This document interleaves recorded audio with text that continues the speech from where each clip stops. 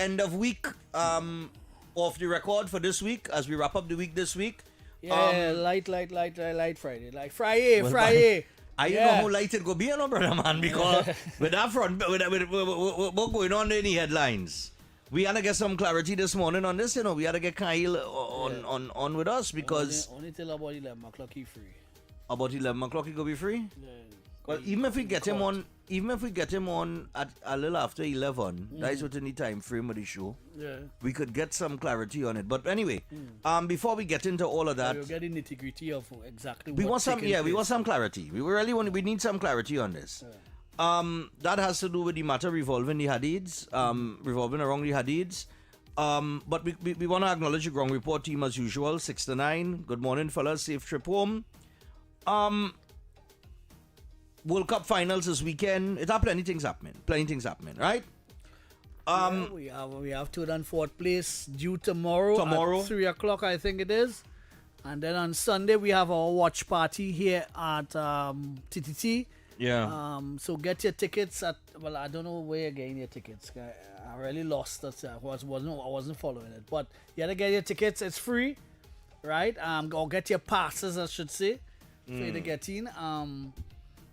No vending between Mali Street and Alcazar Street, which is the street just up by Rituals there, and Alcazar Street is the street opposite what do you call it, First Citizen. Yeah, First Citizen, Alcazar Street, right?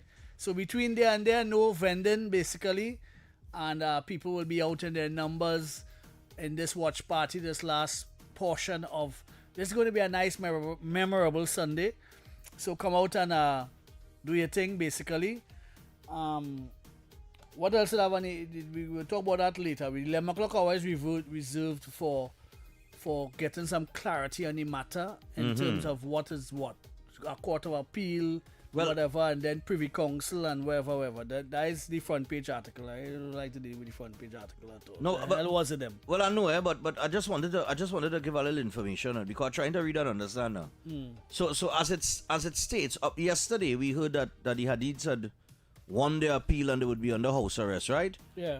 Pending certain conditions. Right.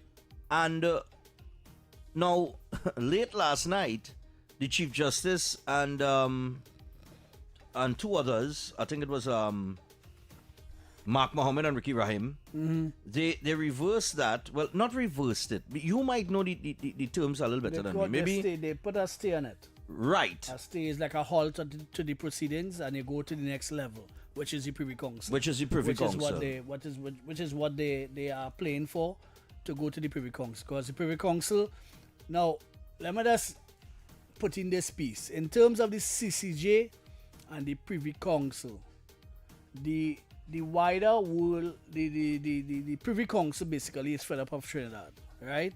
They have been asking us to leave the Privy Council as the last court of appeal or last judgment point for years now, right? But they still entertain our cases. They are far removed from the actual content of the cases, and barristers and legal people at the Privy Council are different too. They're not close to the issue, so they don't have any facts. Well, they have the facts, but they don't have any, how to put it, emotional ties to issues. So that's why, and they say that law has no emotion in it.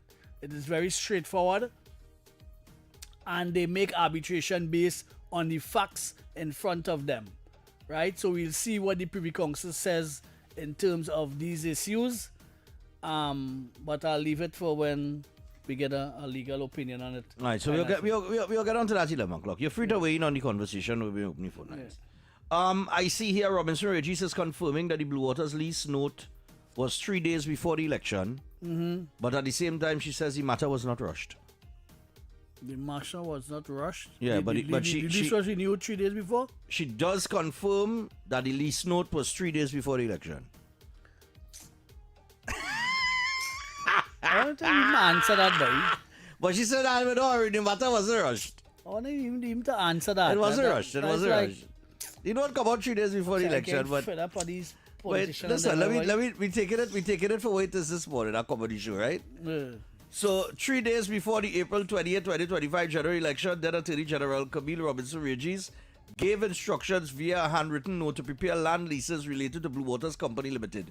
The Express obtained the text of the note, which read, quote, CD, reference is made to folio 10.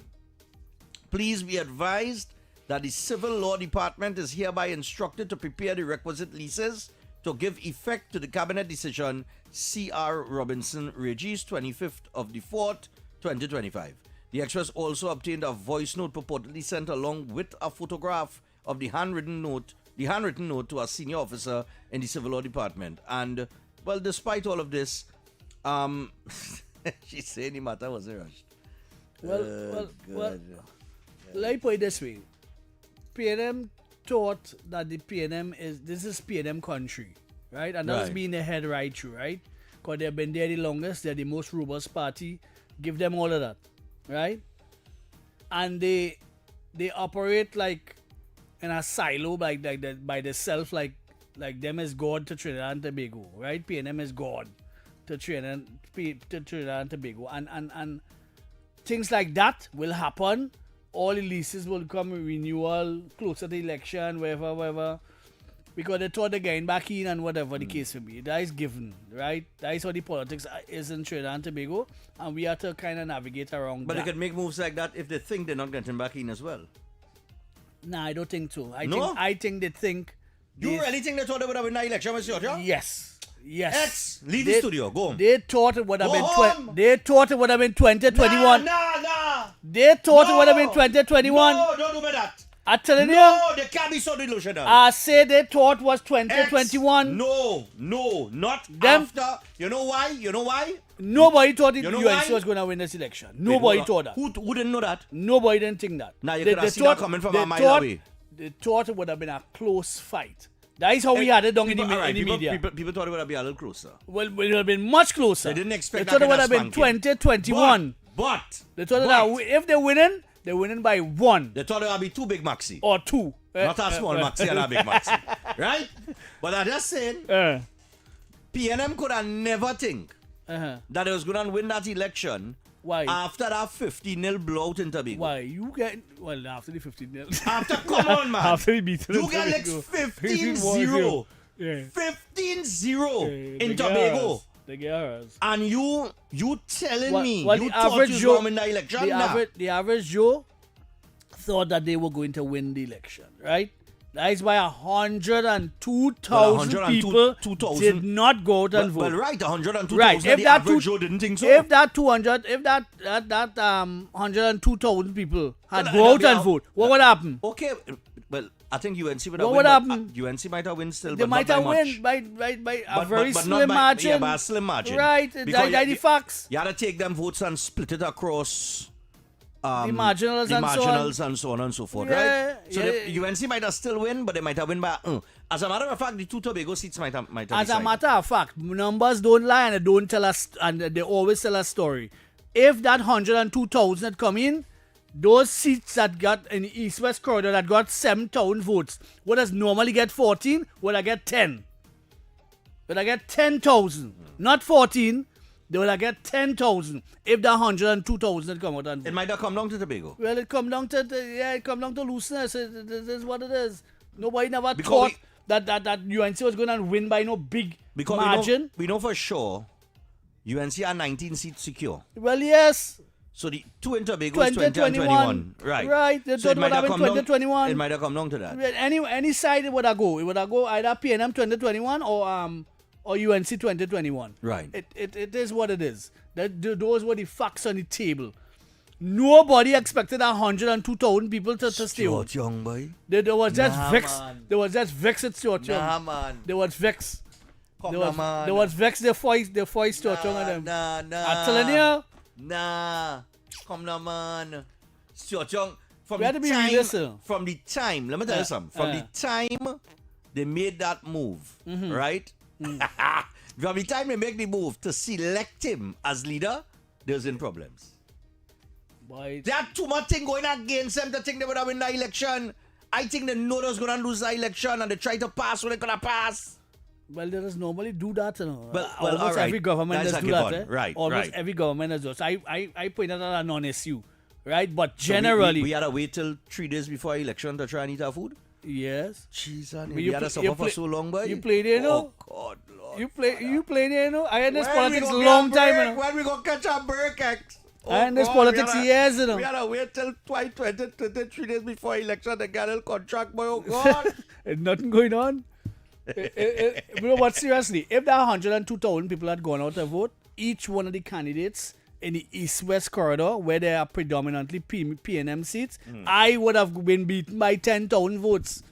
I would beat by 7, Right. right? It would have been 10,000. And I would have just get about 5. But, all right. But looking at what she is she is saying it wasn't rushed.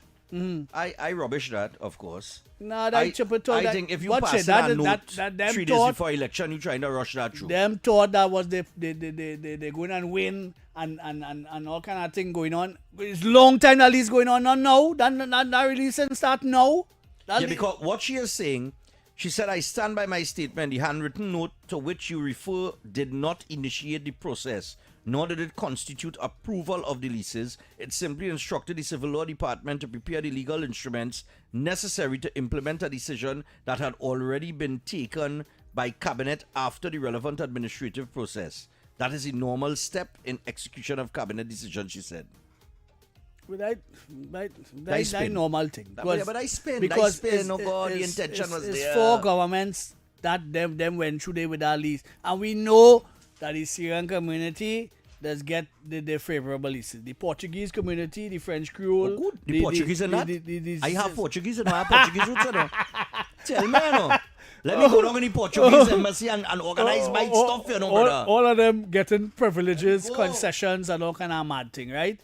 We had the issue with Dong Shagaramas where they get a lease for a big piece of land.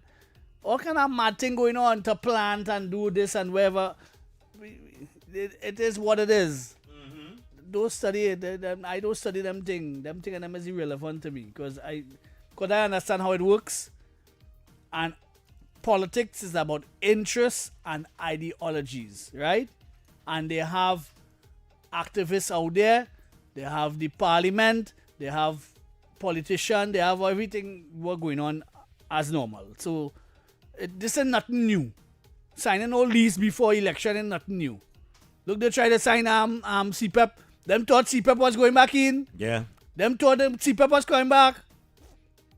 Them going and sign lease for $4 billion and lie to the man and tell the chairman some stupid talk and it passed. And that going ahead like normal. Them thought them was getting back in.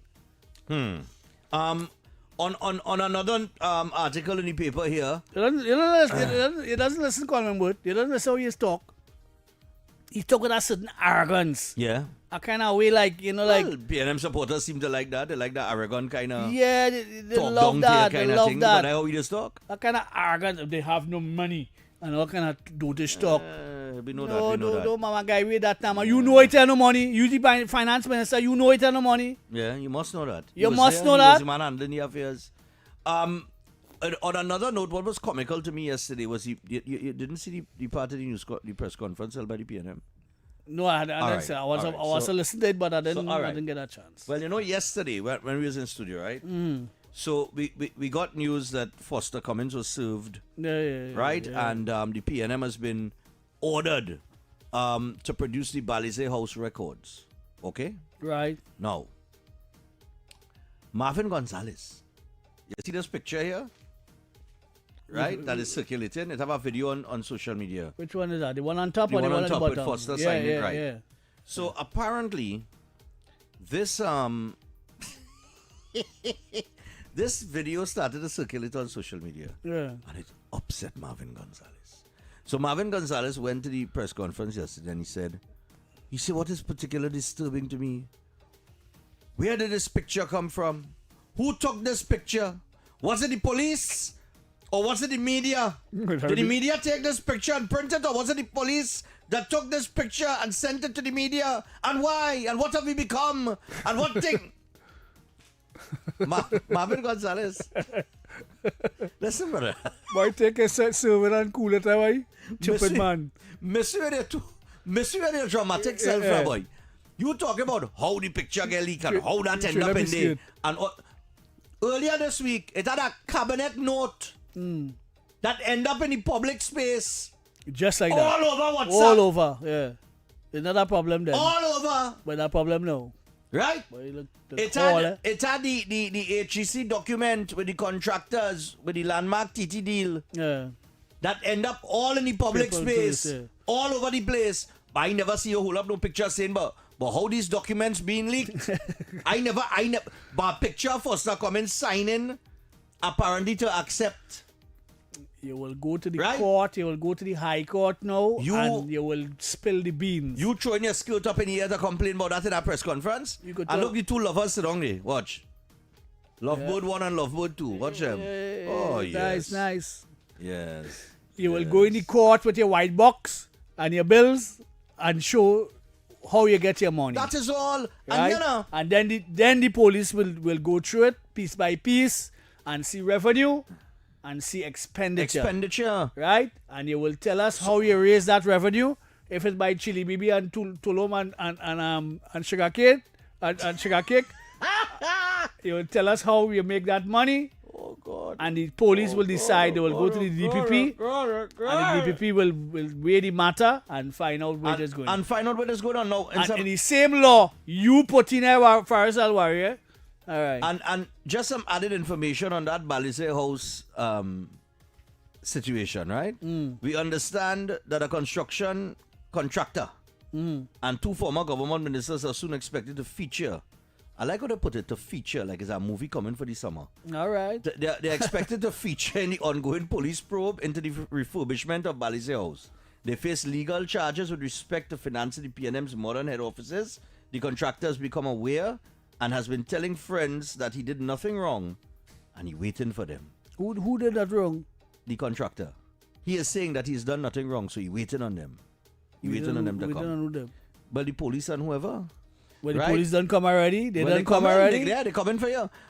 His long-standing engineering company undertakes structural steelworks, and he is one of a trio of politically aligned deep-pocket businessmen referred to in influential urban circles as. You ready for this? You ready for this? Yeah. The Three Musketeers. All right. That's what they're referred to. All right. You can't make this up, you know. So, All yeah. right. It has some. It have It have a construction mafia calling Three Musketeers. So, like, give me a break, now, man. watch it. It Give have me a. it have PNM contractors Oh, give me a break. that are favored, and it have Indian contractors that are favored. Yes, It yes. is what it is. That's how it is. We told them Indian and them dead before. But here's the They was interesting. right there. But here's the interesting part of this information, right? Another member, a former government official, is currently unwell. Currently unwell. Who in the current? Who is that? Who currently unwell, boy? Only know That's a only wanna little know hint. what's Camille. That is a little hint, eh? The two ex-ministers facing investigation held powerful positions in the PNM administration and are still involved in high-profile politics. The contractor and former ministers are likely to be the focus of police attention in upcoming days. All right. All right. And this follows the dramatic pre-dawn serving of official legal documents to PNM's General Secretary Foster Cummins as part of law enforcement's Explain the Wealth investigation. Now, a judge had earlier issued an order permitting the police to conduct the probe. The inquiry includes the prior renovation of the old Balise House building Right. several years ago. That structure, constructed in 1959, was remodeled into a museum and library. Marlboroughs.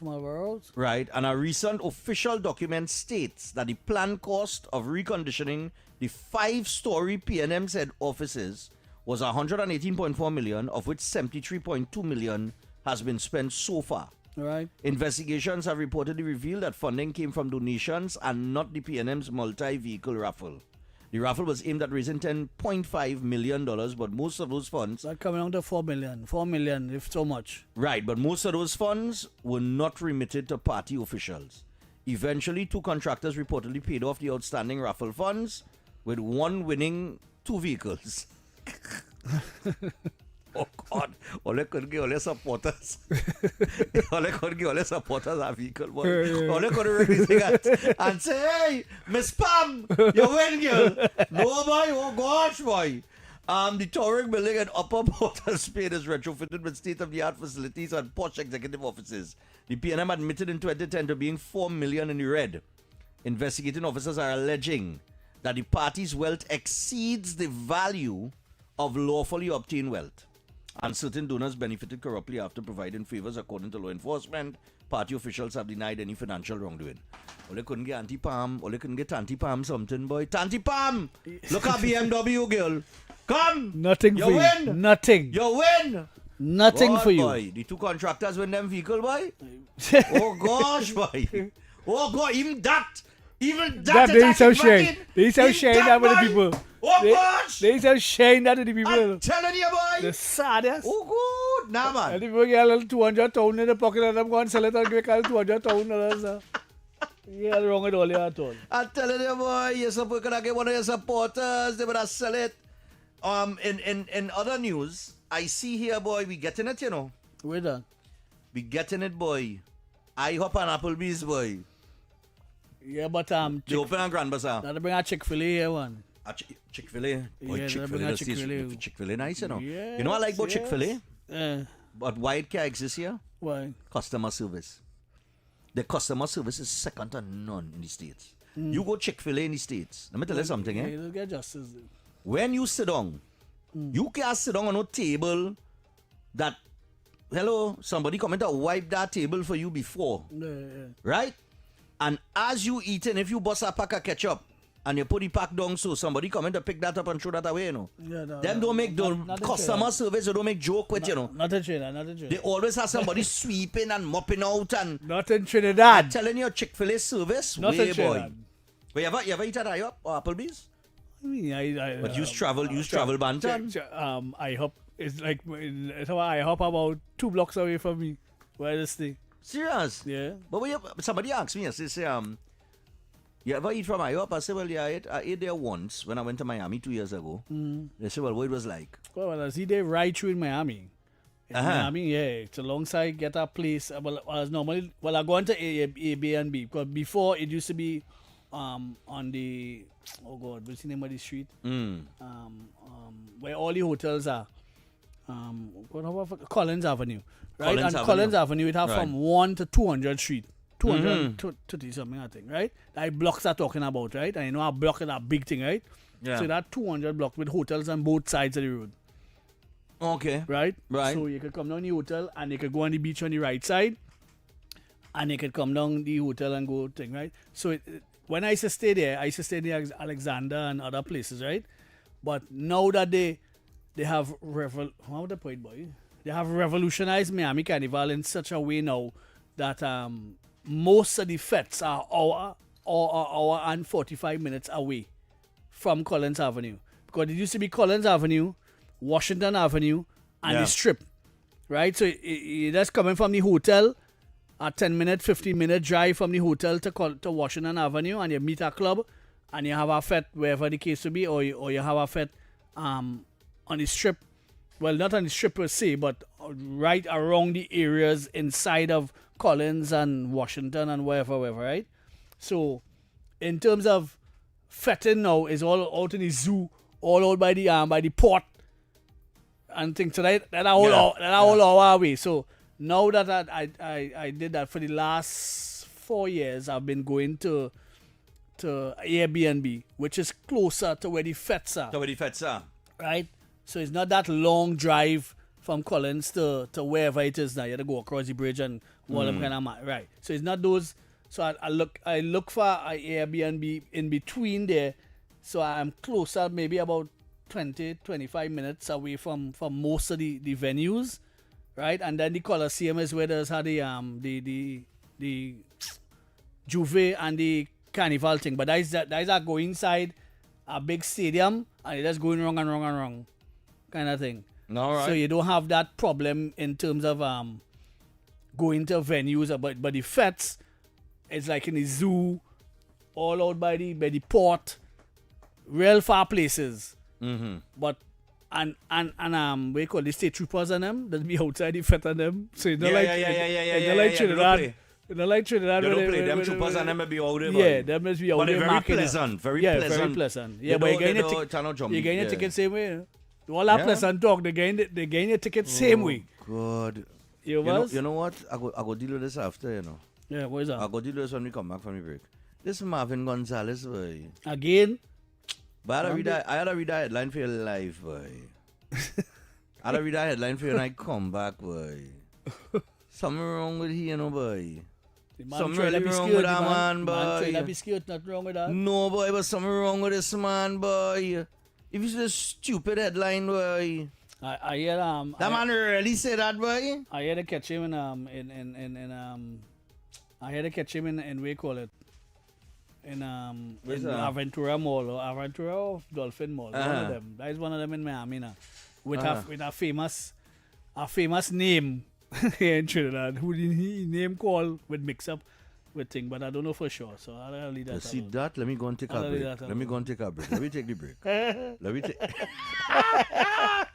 take the break. You see this kind of folly you're coming with here? Let me take that break. Eh? But Johnny, how come your house is twice the size of mine, but my bill is twice the...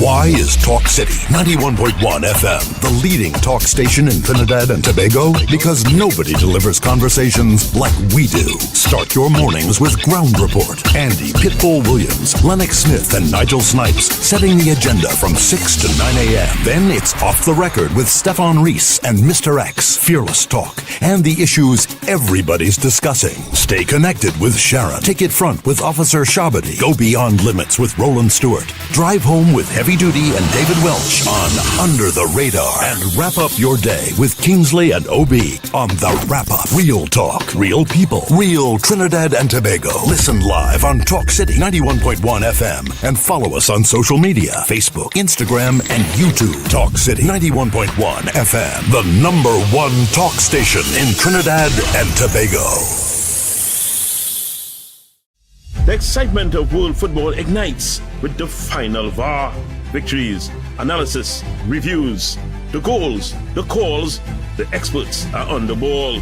The final VAR, live on Thursdays from 8:30 p.m. on TTT and TTT Live Online, starting June 11th.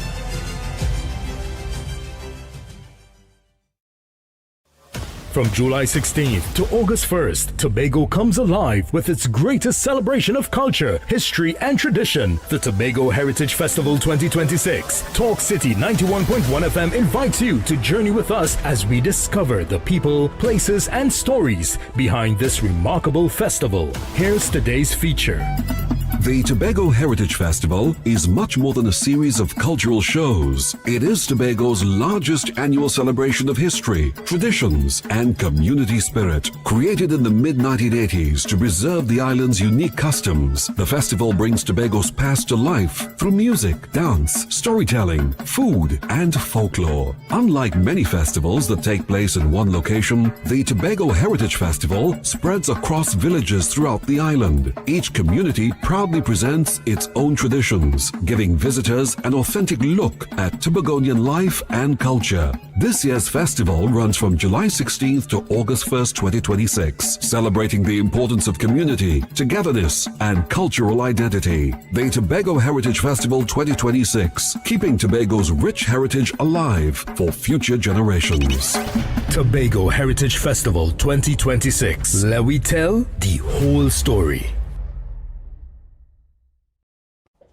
Bruh, you know, I have a bone to pick with you, eh? You still supporting that side, girl? Obviously, till the day I die. But you really think they could win our title again? You do know we are the defending champions. We have a player that's going to have a fairy tale ending. You do know that we come with a lot of experience and a whole bunch of youngsters. Yeah, but sentiments don't win your World Cups. You know what? I'm not having this with you right now. I'll see you on the final VAR. Catch all the action on the final VAR right here on TTT and TTT Live Online from 8:30 p.m. starting Thursday, 11 June 2020. Time. So we do not call in segment, courtesy Blue Waters. We'll get to that at 9:45. For now, I want to remind you that football action is heating up. Don't miss a moment. Watch every match live on Rush Sports with Digicel Plus on our new Omni TV plans. Plus, enjoy 20% off for 6 months when you sign up. Visit your nearest Digicel Plus store and switch today. Let me get this headline now. Yeah, this headline, eh? Yeah. Right. This man be real. Hey, did ask him how a small pin mean? No, boy, I forget to ask him. I'll message this morning. Gonzalez. This is on page 7 of the Express this morning, right? Gonzalez says AI centers could lead to blackouts and higher fuel cost.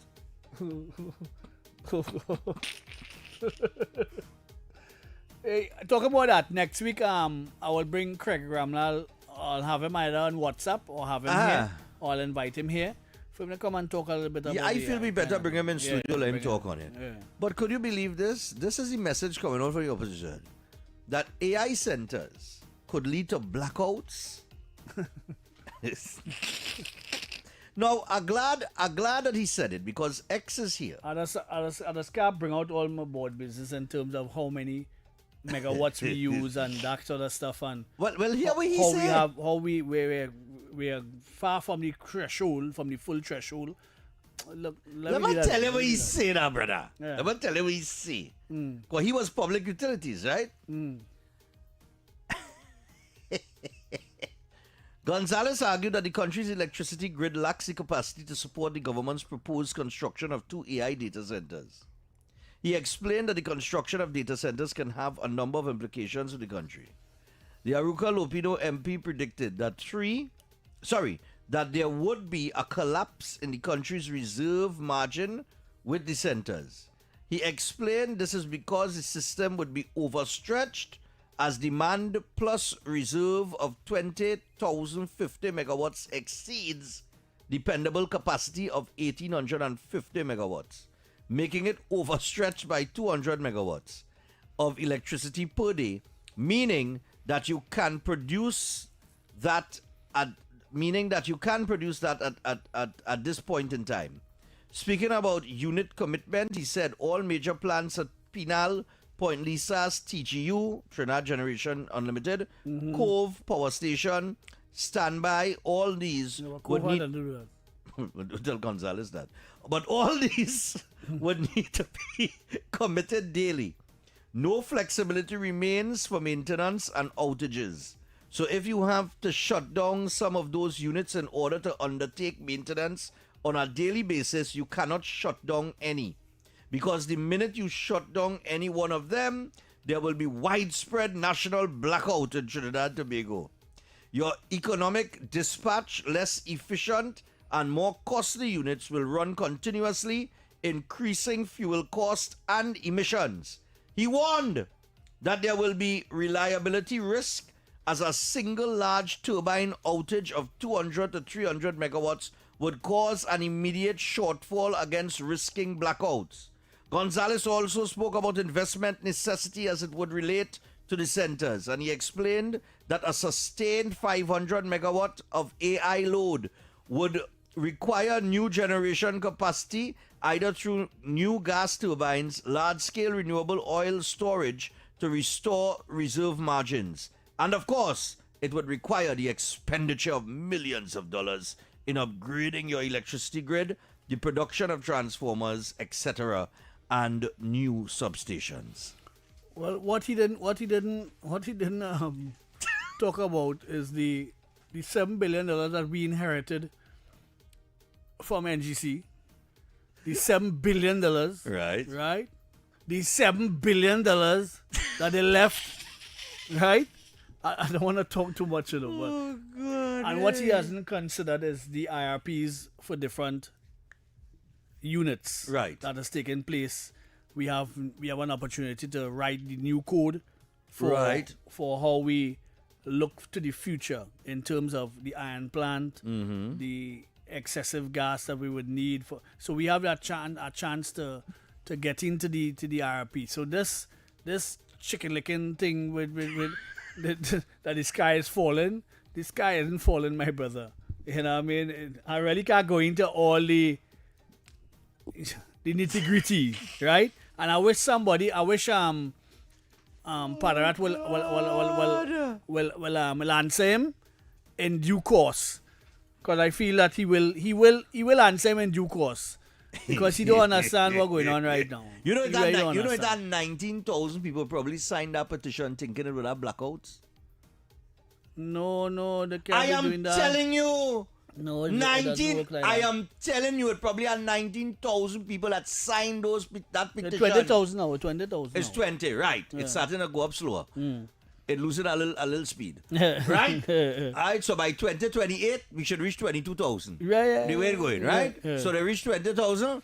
I'm telling you, of those 20,000 people, it probably have about over 15,000 that Right. grossly misinformed and believe that if they build these centers, it will have widespread blackout in Trinidad and Tobago and higher electricity rates. Well, let's put it this way. It will have, it may, but let me not make no statement. Let me just leave that like that. You're leaving that like I'll that? leave it like that. You're leaving that like that? I attempted to Now I answer. like but X for it on. I attempted to that. X, and just above that, right? Farrell. This is Marquesi Farrell. Farrell. Hummingbird AI bringing world-class infrastructure to Trinidad and Tobago.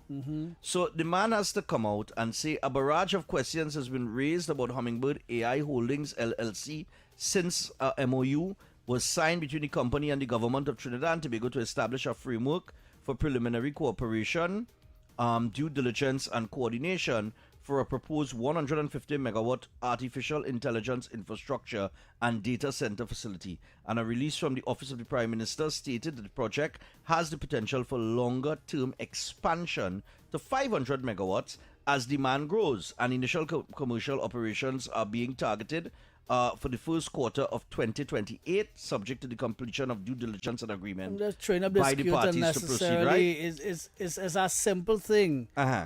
No, We have experts in TNTech that would do studies. They would come together, form a think tank, and they would do studies on things like that. For the new IRPs that come in and all these different things, they would factor in these things into the equation. Right? To have a safe working limit, a dangerous working limit, an acceptable working limit, that kind of stuff. So it's not just a kind of, but the $7 billion they leave we with. The $7 billion they leave we with. Well, let's talk about that. So I'll tell you what, we're 15 minutes away from the hour of 10 o'clock, and the next segment is courtesy Blue Waters. Stamina Energy. Rise to the occasion. Energy starts here. Yo, stamina energy. It's the what I'm gonna energy. It's the what I'm gonna energy. Is the truth to keep me pumping, baby. To keep me moving.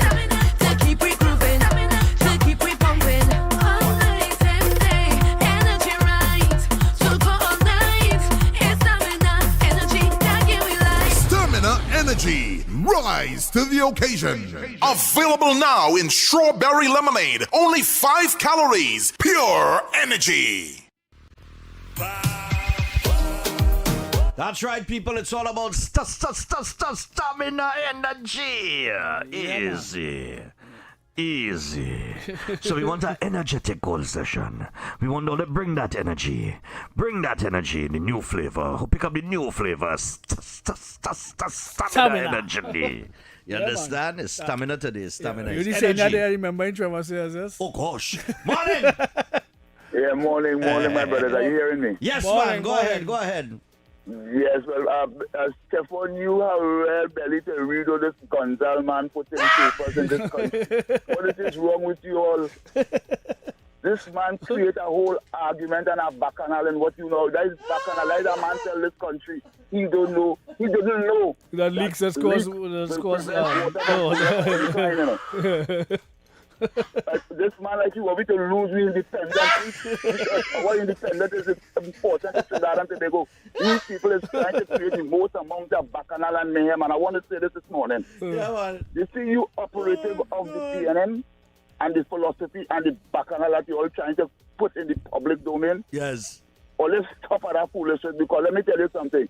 This country guaranteed a 5 years from Ms. Kamala Prasad, and it's guaranteed a follow-up 5 years from the UNC again. So all they're trying and doing, all they try to get on board and work on every fix this Let them talk now, man. Let them talk now, left in this country as a disaster to us. Good morning, Trinidad and Tobago. All right, my brother. Thanks a lot, man. Only bring that energy, stamina, stamina energy. Morning. Good morning, Mr. X. Yeah. This is for you, my dear. The what? This is for you. I want to tell you this. The writings was on the wall with election. The only thing that you write about is that we didn't know that 100,000 people wouldn't come out and vote. But we knew UNC was going to win the election. You know nothing. You know nothing. You know nothing. Ex-doubting that, You know nothing. No. You can Because do you what were, want. if those 102,000 people had come out and Mr. voted, X, it and would have been I a said slim it margin. also, it would have been a landslide. It would have been a what? A landslide. I'm telling You you. don't know what you're talking about. You don't know what you're talking about. X is doubting you, my Okay, dear. Stefan, I went have up- a good day. Mr. X knows what he's talking about. Yes, I know what you're talking I'm about. not even going to bother to argue Numbers with you. don't lie. All I'm not right. going to argue with you, but Num- what num- we're talking there is Numbers don't lie, and they always tell the a story. country knew, people knew, we all knew. All right. Anyway, have a good day, guys. All right, darling. X, come now, man. Yellow was the code, boy. Morning. Yellow is the code. Morning, gentlemen. What's the problem? Yeah, where's the code? Where's the problem? Well, people didn't know that it don't take off, man. No. Red the dead. no. Yellow is the code all over the place, man. Come on. Morning. Yeah, morning. PNM thought they would have win the election, right? Because why now? Remember, let's say they spent about almost $500 billion and you know where the money going? They was giving people now, key activists in the constituencies now, little real money now to pull the people out, to come out and support them. But what happened now, the people then take the money now and nobody and follow them. Yeah, that's one of the reasons too. And then remember Stuart Young, they threw that man away, they didn't follow the process. They didn't follow due process. Yeah, they didn't follow the process. And then again, remember when the late Patrick Manning died now, the PNM didn't really want to Rowley. And the membership started to drop from about 10,000 started to drop. Right. And it reached now about 7,000 in 2025. So we know that he was going to lose. I got to be real with you. Yes, but if I was with them yes, now. but hold on. Right? It stands to reason. We don't be being fair here, right? Right? I am being fair here. I want my party to win, right? No problem. I going in with that feeling. But the reality of the thing is that 102,000 PNM did not go out and vote. And they did not go and vote somebody else. Or else you would have seen a spike with the UNC numbers, a way bigger spike than what you got for the election. Is that a fair statement or not? Yeah, I agree. Well, we all telling me. All telling me. Is that telling me what but the angle I looking at it, I don't know. Right? I realize that the PNM on the back foot because you know all the allegations of corruption they can't answer Well, the fine, no problem. And that's after the fact. So they come and they lose. That's after the fact So- we found out that. So that is irrelevant to the discussion. That's after the fact. When you put in boards and you check and you see and you get your numbers and your whatever, you know they're involved in corruption across the board. The 10 at the top, them was eating the big food and wasn't getting nobody nothing. They wasn't getting nobody nothing. And the people of them still going and vote them. But just 102,000 decided that them going and stay home and they get a small maxi. Rightfully so. Rightfully so. I call her. Rightfully so. Thanks, yeah, man. Rightfully so. Let them take the small box and cool it. Morning. No one shipping this one. Shipping this one. Beep, beep. Morning, go ahead. Morning. Hello? Yeah, man, go Hello, ahead, go good day. ahead, go ahead. Yeah, morning, guys. Good job. Listen,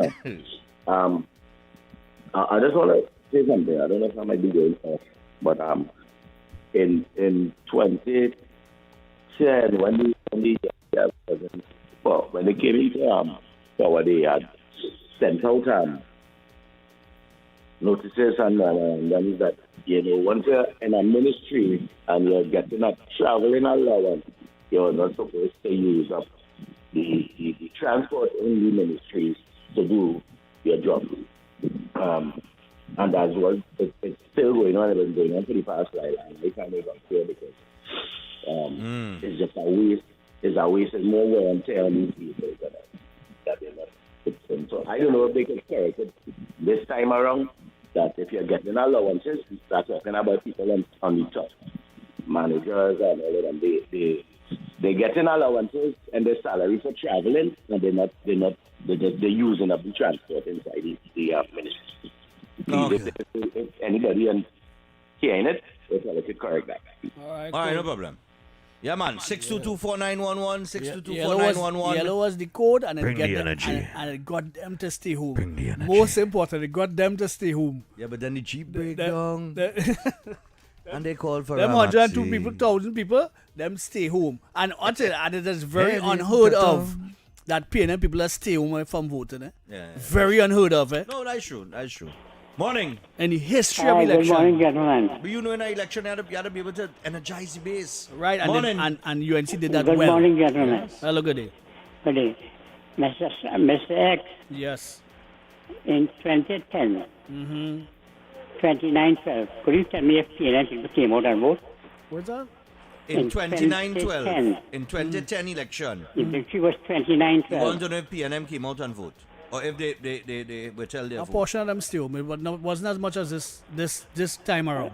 Rest my case. So anyway, let me move on. Rest, I want to find out what something. case you rest? What case you rest? What case you rest? What you use about figures of about 200,000 million about. That divided by 41. And added back to your constituency and tell me. What they talking about?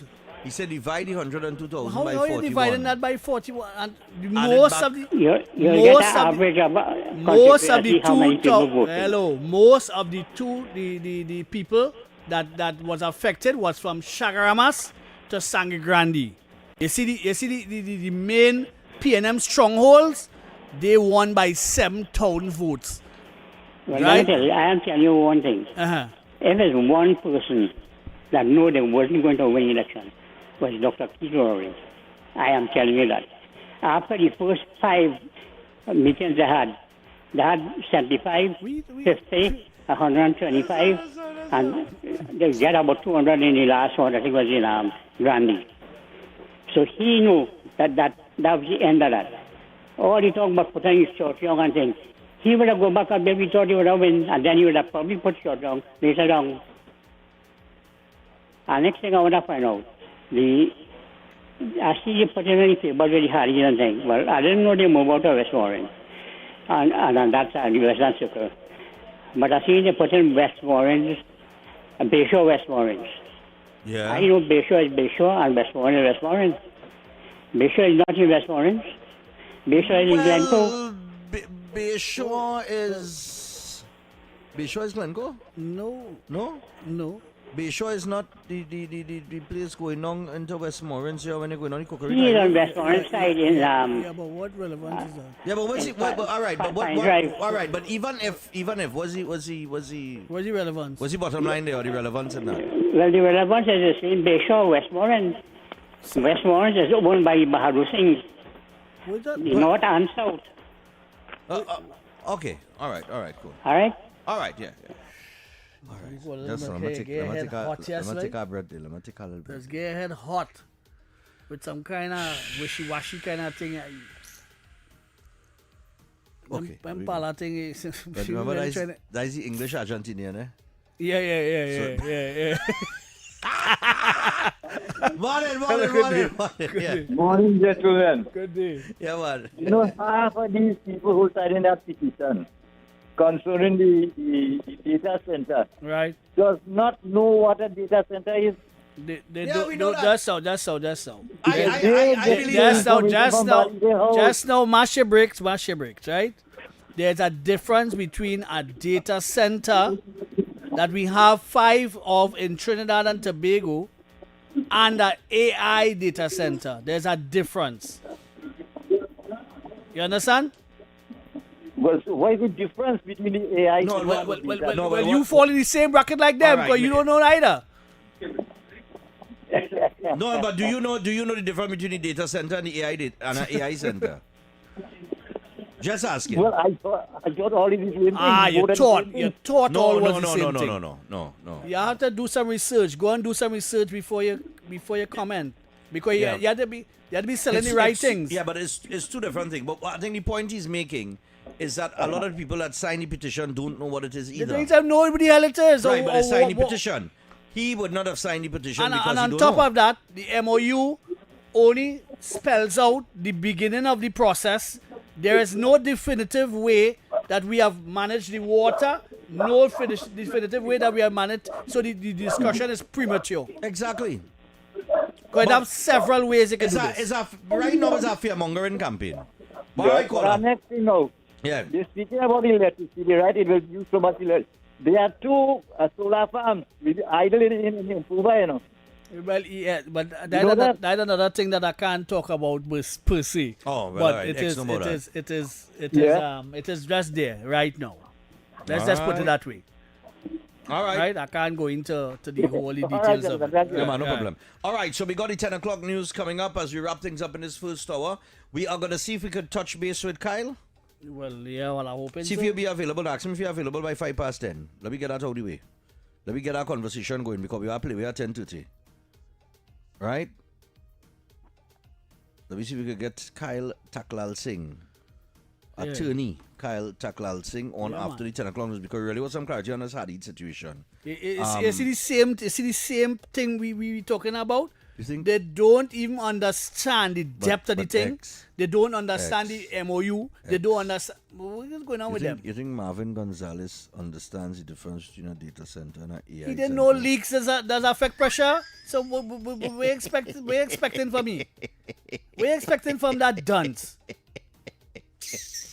Remember, X. In the event of a blackout. 15 minutes. In the event of a blackout. All right? Blame the AI. No. In the event of a blackout, you cannot eat macaroni pie. You cannot see macaroni pie just to eat it. What you will have to do if they build these data centers is you will have to call your family around the table and you'll have to tell them, listen, kids, we have no light. Yeah. We Because of the have AI. no data. Yeah. The AI data centers that the UNC has built has taken the lights away from us. And therefore, the refrigerator is not working. You cannot get cold drinks. You cannot eat macaroni pie. The ham will not remain frozen. We will have to live by cooler and ice. Bag ice and cooler. Bag ice and cooler. Buy 4 bag ice before you go in every day. Hey, Lord, I telling you, Marvin Gonzalez, boy. Hey, let me get to the 10 o'clock news, and then we'll touch base with Kyle Taklal Singh right after. Don't go anywhere. Good morning, Trinidad and Tobago. I'm Gregory McBurney, and this is TTT News.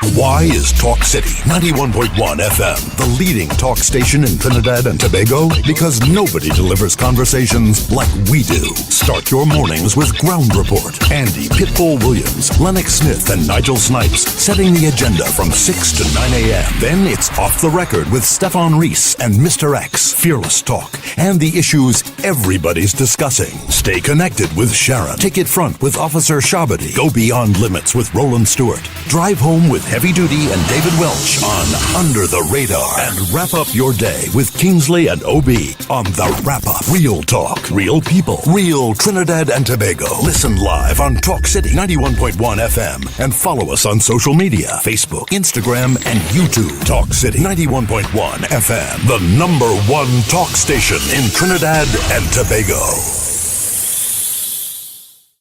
The excitement of world football ignites with the final VAR. Victories, analysis, reviews, the goals, the calls, the experts are on the ball. The final VAR, live on Thursdays from 8:30 p.m. on TTT and TTT Live Online, starting June 11th.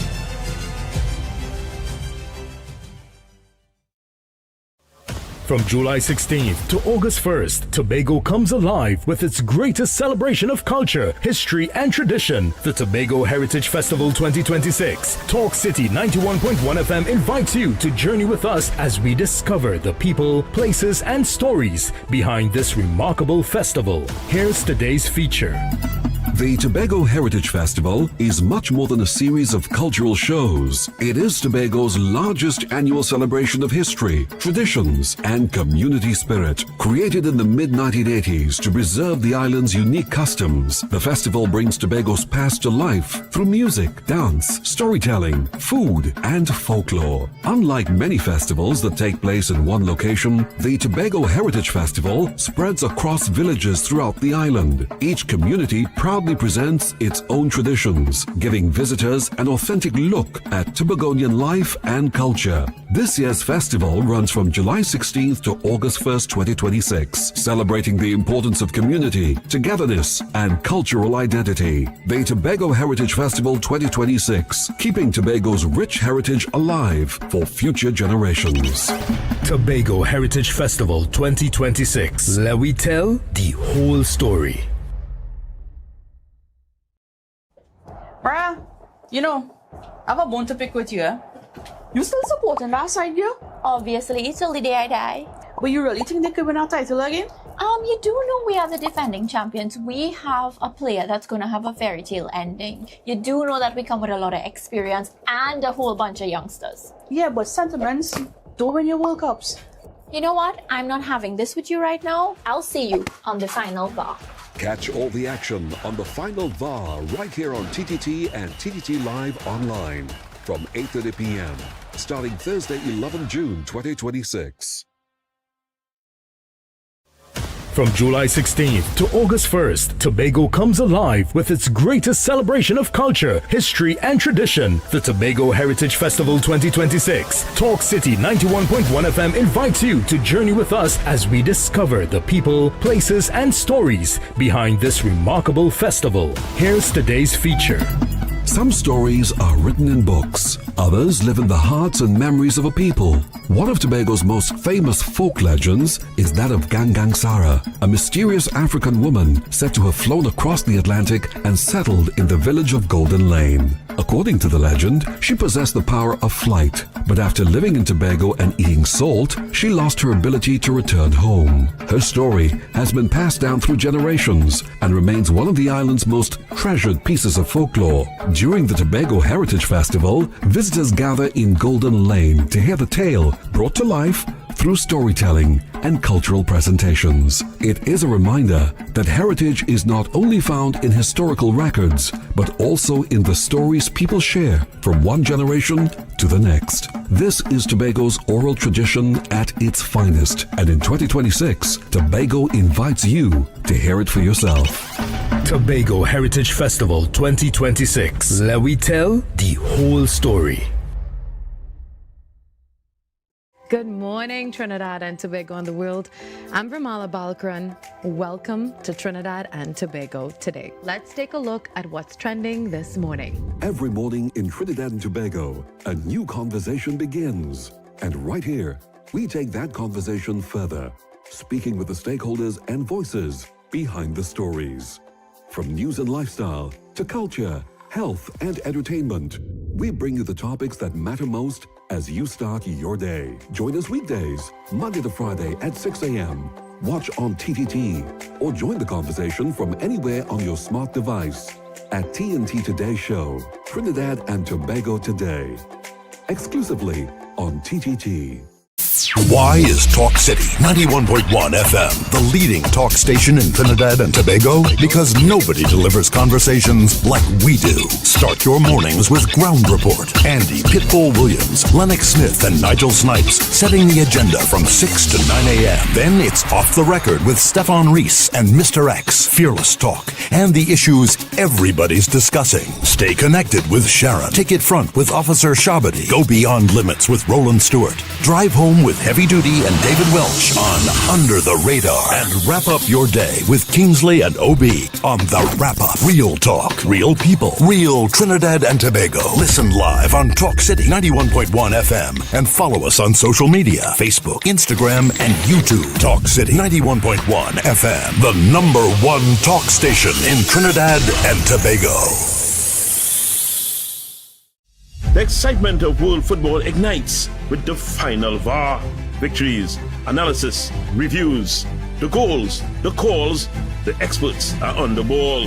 The final VAR, live on Thursdays from 8:30 p.m. on TTT and TTT Live Online, starting June 11th.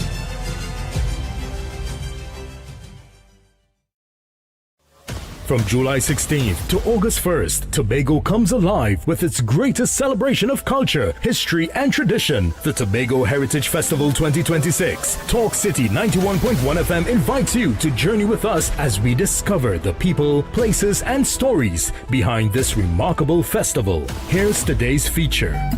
The Tobago Heritage Festival is much more than a series of cultural shows. It is Tobago's largest annual celebration of history, traditions, and community spirit. Created in the mid-1980s to preserve the island's unique customs, the festival brings Tobago's past to life through music, dance, storytelling, food, and folklore. Unlike many festivals that take place in one location, the Tobago Heritage Festival spreads across villages throughout the island. Each community proudly presents its own traditions, giving visitors an authentic look at Tobagonian life and culture. This year's festival runs from July 16th to August 1st, 2026, celebrating the importance of community, togetherness, and cultural identity. The Tobago Heritage Festival 2026, keeping Tobago's rich heritage alive for future generations. Tobago Heritage Festival 2026. Let we tell the whole story. Bruh, I have a bone to pick with you. You still supporting that side, girl? Obviously, till the day I die. But you really think they could win our title again? You do know we are the defending champions. We have a player that's going to have a fairy tale ending. You do know that we come with a lot of... And he wrote a letter not to do it, not to do it. He gave me a long lecture. If I bother with the dog, eat me supper. She put Jadu in the manico. Jadu, she put Jadu in the cuckoo. Jadu, she put Jadu in the pepper stew to make me kunu kunu. And tie me foot with Jadu. Hit me. Oh Lord. The Indian man say, if you can't get son-in-law, put Jadu in the Kalalu. They catch me in a corridor banker. I come back and I take Jadu. Nice have music coming out from Trini, man. Mighty Trini, as he was known. Tie your foot with As he's Jadu. known, yeah, my teacher, he said she tied the time of foot with Jadu and all. Jadu in the cascadu. Jadu in the cuckoo. Jadu in the pepper stew.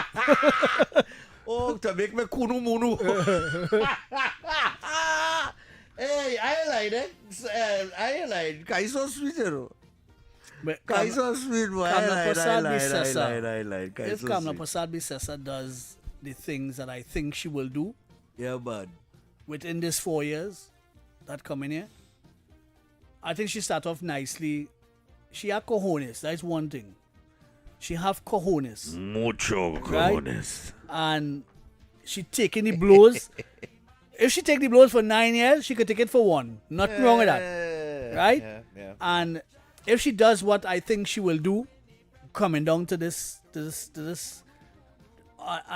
the last hurrah as Prime Minister of the nation, she actually give PNM a proper beating till they come down to a small maxi. Nice. She has the chance. This is not the first time. Well, not the first time. This is the second time she beat them into a small maxi. Right. So, and that too, she has a reason to go at them with a vengeance to change the face of how the politics are right, going. But we have to get them from a small maxi now into a minivan. A 7-seater. Yes. We have to get them in a 7-seater now. Yeah. And then walk with a dog. So she billing the until they ride on a bicycle. She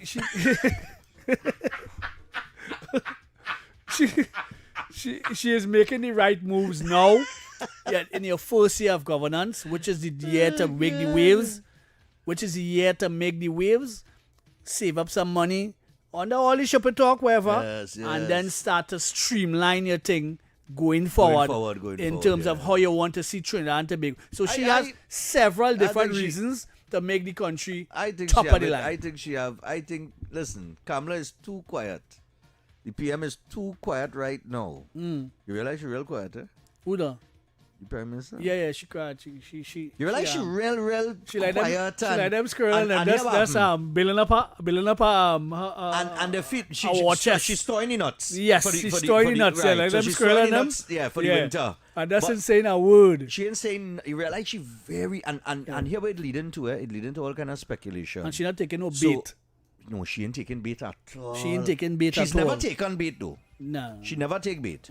Right? But like Marvin done bait himself into the thing. Stupid man. Because the next thing we didn't think of is that with that blackout now you have to gather your children around the table. And we forget this one.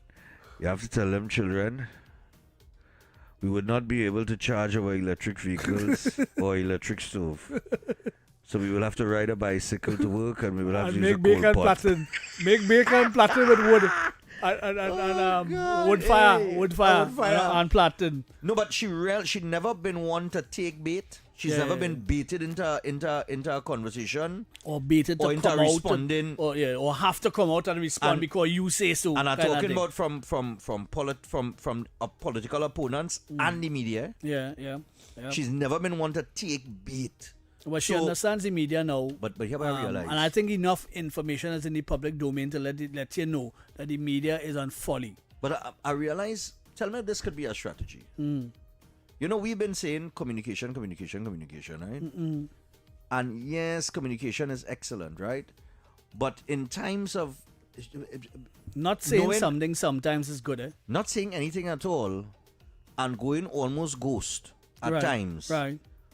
It allows for you to hear the noise, you know. All what people saying. Yeah, and gather your thoughts. Naysayers. Because all the naysayers has come out in your weakest moments. Yes. So now all your feel was for you. Yeah, all of a sudden now they're starting the masters fall off. Yeah, they're starting to guess. They're starting to second guess yourself. But I wonder if... Because right and now... then they're starting to say this and say that and say the other. The masses, you see that 102,000 PNM? Yeah. Them vex. Them vex didn't go out and put their vote. You feel so bad? I'm telling you. Gosh, them vex. You see them all on Facebook, all on TikTok and all kind of thing. I said that hymns coming out from nowhere. Just crawling out the woodwork and talking that rubbish. Okay, well. I said that nonsensical thing that makes no sense. Right? And then they have the ones that have sense that are trying to sway the thing. Right? So they have those that don't making no sense and sounding foolish, and they have those that know and trying to sway the thing. Right. Right? Them vex because they're telling themselves, God, we should have got and vote with PNM, boy. Why we didn't go, boy? Yeah. And this is where we get in. There's the kind of backlash we get in, and wherever the case will be. Them vex. Well, but in the next 4 years, if Kamla Prasad Bissessa streamlines the thing in a certain way with money, it's all over for them. It's all over for them. And this is what I'm saying. You see, sometimes I kind of feeling like the strategy, and I sit down and I thought about it. I say, I wonder why it is just odd that you're not getting that level of thing. But picture this, right? I ain't saying nothing, and I'll leave for speculation amongst everybody to talk. All I go and talk. Yeah. And you have a room of speculation building, and then I come now and I drop the hammer, and I start a Lego thing. And all was speculating and all was bad talking now. The 8 Mile movement, that's what we just practice here. The 8 Mile movement. Right, so I would essentially discredit them. Yes. Right? All the whole some string there. We're going to call attorney Kyle Taklal Singh because we want to get some clarity here on the situation with the Hadids and this development that took place last night. And of course, we know that he will not be able to speak. From an expert perspective. Yeah. We won't go down the line of the actual case and things like that because we know some of it would be sub judice. Yeah, sub judice. So we have to be careful where are we going with this. All right? But we just want to find out clarity as relates to what occurred last night. A lot of which is in the public domain already through the media. But you sure you say call now? When you say call now? All right, let me try him on line 1.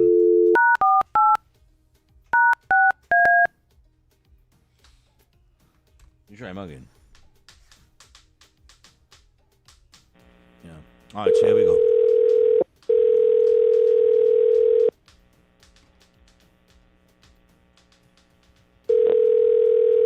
Come on, Kyle. That's strange. You tell me call now. Let him know we calling, eh? But I tell him call. He say call. You say call? Yeah.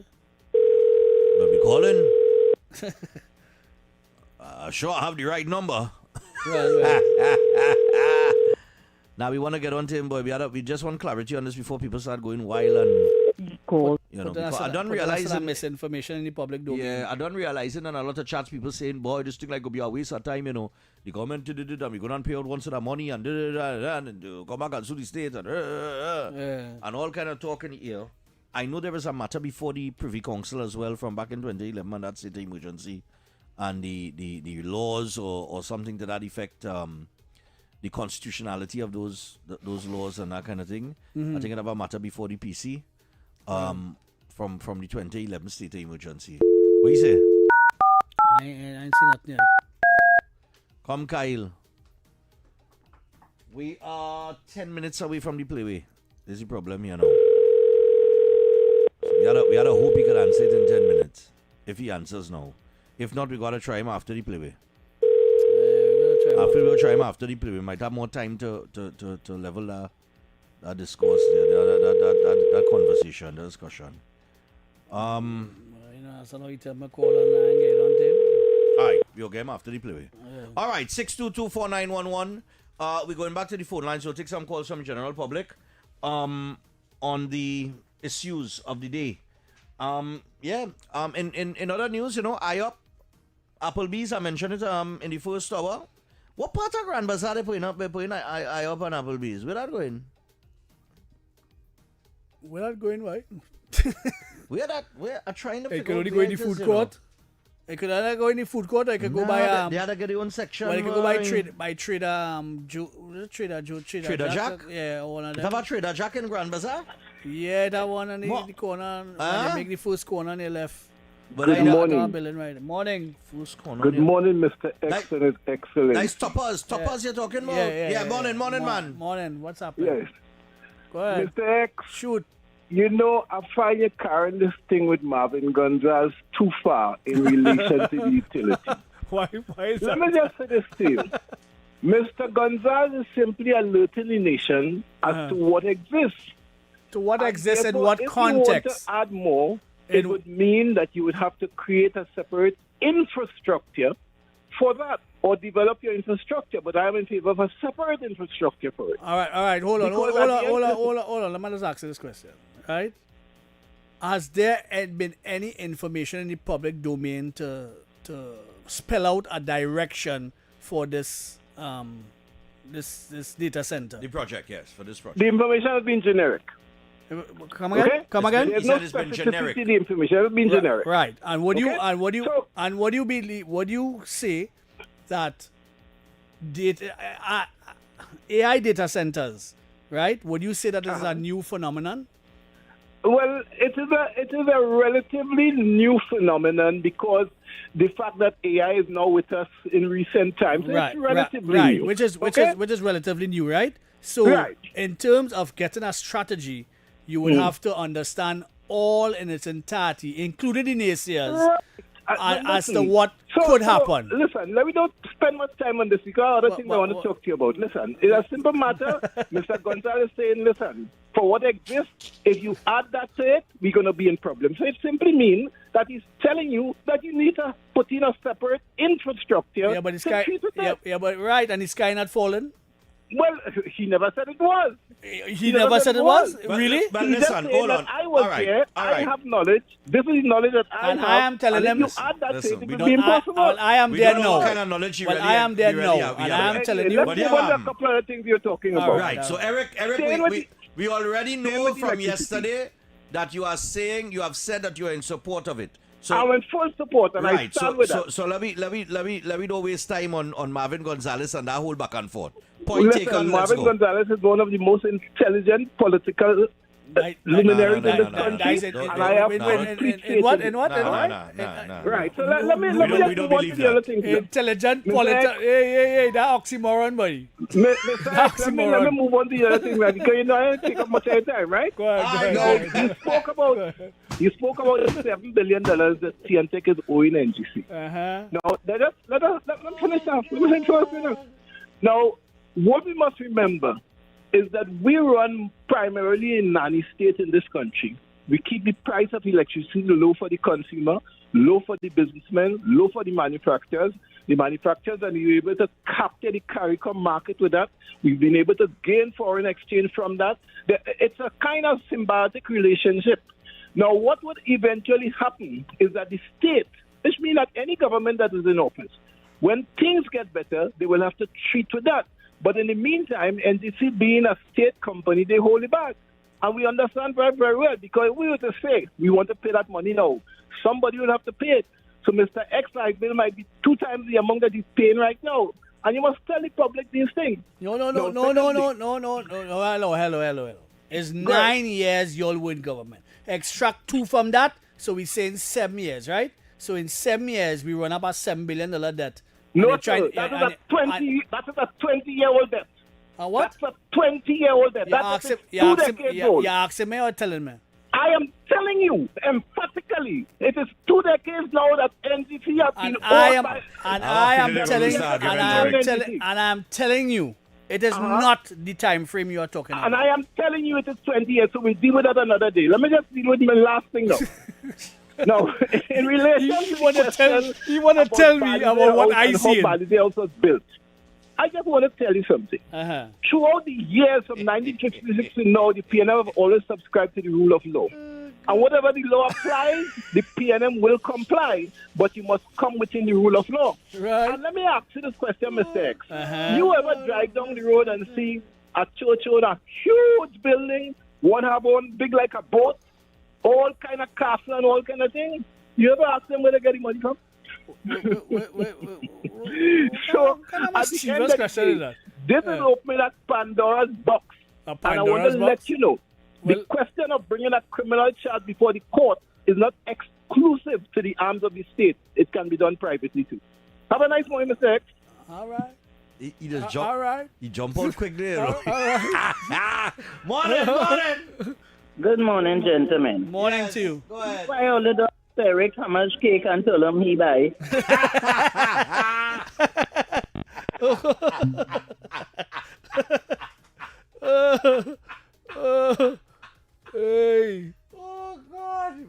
Marvin is one of the most intelligent. Yeah.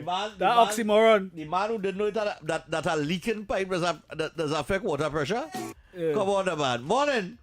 Don't do that. Mr. X and Stephan, good morning. Yes, sir. Yes, sir. morning. Do you remember a certain gentleman saying, we live by a code of secrecy, and if you break that code of secrecy, we will kill you. And when he catches up with what he's saying, he ended with politically. Why doesn't the PNM want to say where they get the money from the finance?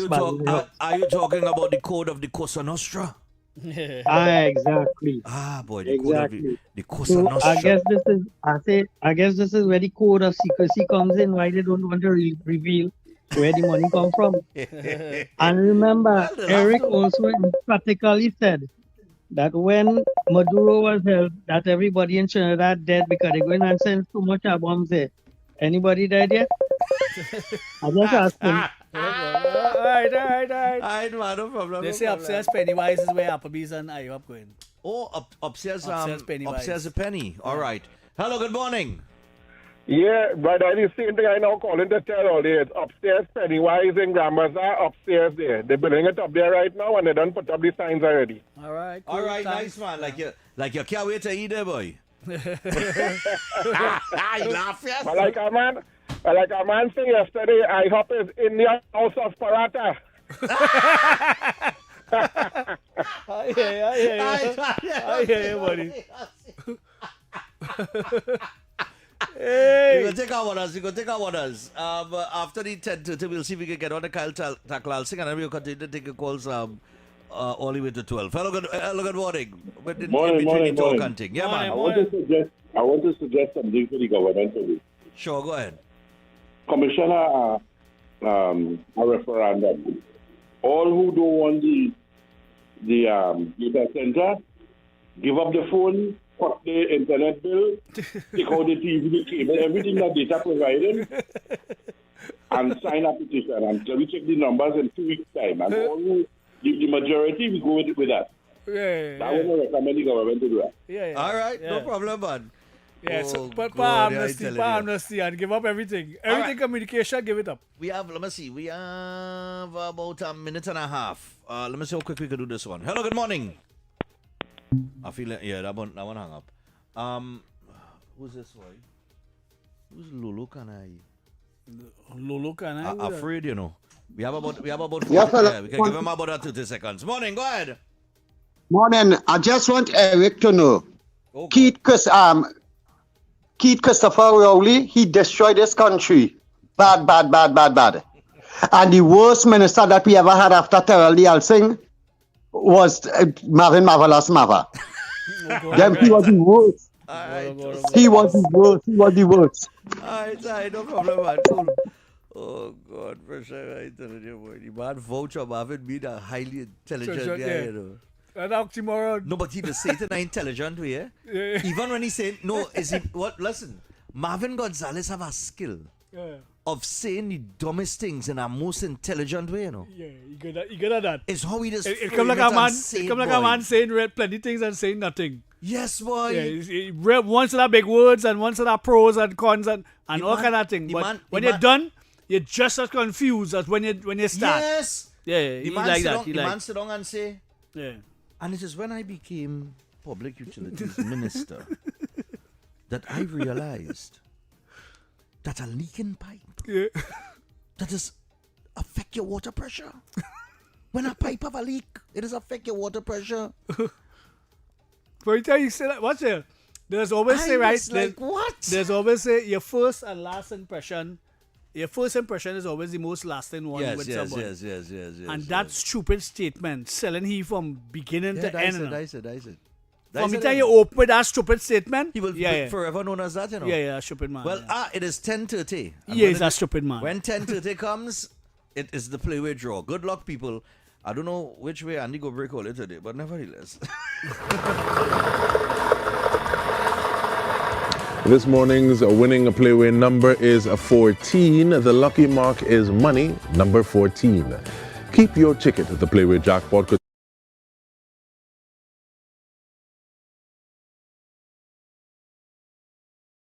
Why Why is Talk City 91.1 FM the leading talk station in Trinidad and Tobago? Because nobody delivers conversations like we do. Start your mornings with Ground Report. Andy Pitbull Williams, Lennox Smith, and Nigel Snipes setting the agenda from 6 to 9 a.m. Then it's Off the Record with Stephan and Mr X. Fearless talk and the issues everybody's discussing. Stay connected with Sharon. Ticket Front with Officer Shabadi. Go Beyond Limits with Roland Stewart. Drive Home with Heavy Duty and David Welch on Under the Radar. And wrap up your day with Kingsley and OB on The Wrap Up. Real talk, real people, real Trinidad and Tobago. Listen live on Talk City 91.1 FM and follow us on social media, Facebook, Instagram, and YouTube. Talk City 91.1 FM, the #1 talk station in Trinidad and Tobago. The excitement of world football ignites with the final VAR. Victories, analysis, reviews, the goals, the calls, the experts are on the ball. The final VAR, live on Thursdays from 8:30 p.m. on TTT and TTT Live Online, starting June 11th.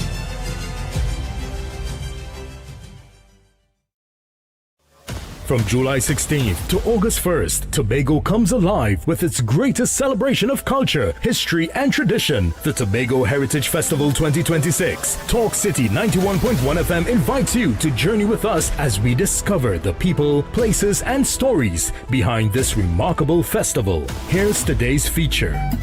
The Tobago Heritage Festival is much more than a series of cultural shows. It is Tobago's largest annual celebration of history, traditions, and community spirit. Created in the mid-1980s to preserve the island's unique customs, the festival brings Tobago's past to life through music, dance, storytelling, food, and folklore. Unlike many festivals that take place in one location, the Tobago Heritage Festival spreads across villages throughout the island. Each community proudly presents its own traditions, giving visitors an authentic look at Tobagonian life and culture. This year's festival runs from July 16th to August 1st, 2026, celebrating the importance of community, togetherness, and cultural identity. The Tobago Heritage Festival 2026, keeping Tobago's rich heritage alive for future generations. Tobago Heritage Festival 2026. Let we tell the whole story. Bruh, I have a bone to pick with you, eh? You still supporting that side, girl? Obviously, till the day I die. But you really think they could win our title again? You do know we are the defending champions. We have a player that's going to have a fairy tale ending. You do know that we come with a lot of experience and a whole bunch of youngsters. Yeah, but sentiments don't win your World Cups. You know what? I'm not having this with you right now. I'll see you on the final VAR. Catch all the action on the final VAR right here on TTT and TTT Live Online from 8:30 p.m. starting Thursday, 11 June 2026. From July 16th to August 1st, Tobago comes alive with its greatest celebration of culture, history, and tradition, the Tobago Heritage Festival 2026. Talk City 91.1 FM invites you to journey with us as we discover the people, places, and stories behind this remarkable festival. Here's today's feature. Some stories are written in books. Others live in the hearts and memories of a people. One of Tobago's most famous folk legends is that of Gangang Sara, a mysterious African woman said to have flown across the Atlantic and settled in the village of Golden Lane. According to the legend, she possessed the power of flight, but after living in Tobago and eating salt, she lost her ability to return home. Her story has been passed down through generations and remains one of the island's most treasured pieces of folklore. During the Tobago Heritage Festival, visitors gather in Golden Lane to hear the tale brought to life through storytelling and cultural presentations. It is a reminder that heritage is not only found in historical records, but also in the stories people share from one generation to the next. This is Tobago's oral tradition at its finest, and in 2026, Tobago invites you to hear it for yourself. Tobago Heritage Festival 2026. Let we tell the whole story. Good morning, Trinidad and Tobago and the world. I'm Vermala Balkaran. Welcome to Trinidad and Tobago today. Let's take a look at what's trending this morning. Every morning in Trinidad and Tobago, a new conversation begins. And right here, we take that conversation further, speaking with the stakeholders and voices behind the stories. From news and lifestyle to culture, health and entertainment, we bring you the topics that matter most as you start your day. Join us weekdays, Monday to Friday at 6 a.m. Watch on TTT or join the conversation from anywhere on your smart device at TNT Today Show, Trinidad and Tobago Today. Exclusively on TTT. Why is Talk City 91.1 FM the leading talk station in Trinidad and Tobago? Because nobody delivers conversations like we do. Start your mornings with Ground Report. Andy Pitbull Williams, Lennox Smith, and Nigel Snipes setting the agenda from 6 to 9 a.m. Then it's Off the Record with Stephan and Mr X, Fearless Talk, and the issues everybody's discussing. Stay connected with Sharon. Ticket Front with Officer Shabadi. Go Beyond Limits with Roland Stewart. Drive Home with Heavy Duty and David Welch on Under the Radar. And wrap up your day with Kingsley and OB on The Wrap Up. Real talk, real people, real Trinidad and Tobago. Listen live on Talk City 91.1 FM and follow us on social media, Facebook, Instagram, and YouTube. Talk City 91.1 FM, the #1 talk station in Trinidad and Tobago. The excitement of world football ignites with the final VAR. Victories, analysis, reviews, the goals, the calls, the experts are on the ball. The final VAR, live on Thursdays from 8:30 p.m. on TTT and TTT Live Online, starting June 11th.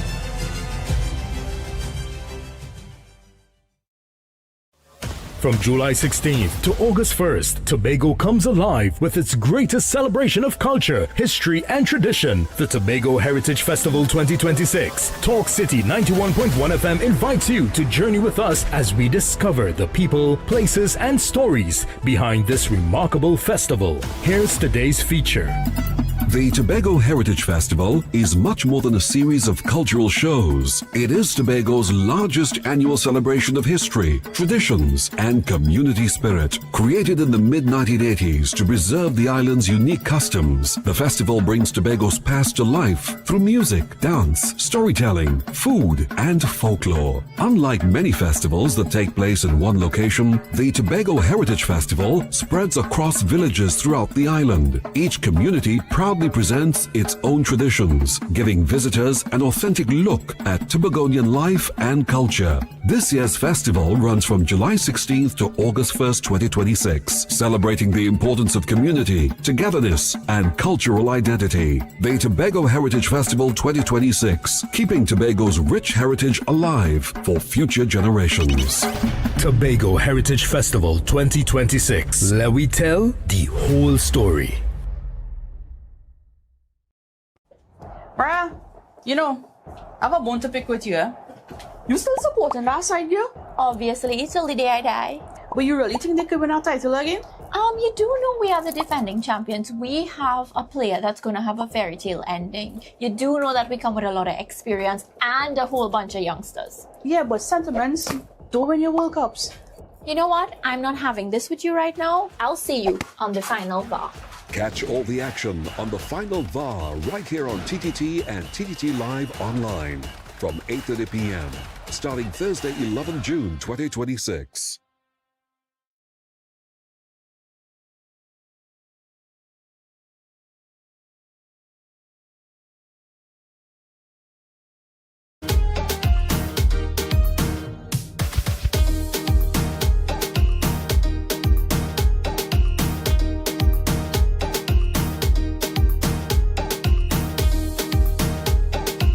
People, so we're back, and good luck to those of you who won the Playway mark. It was 14. Yeah, boy. Money. Money. Friday. Yeah, man. Gosh, money. That's what we're talking about. I tell you. Yeah. All right, so. Throw some money today, man. Nothing wrong with that. I understand that Mr. Takal Singh is ready, so be ready to go. I have number by heart now, man. The amount of time we call and didn't get through.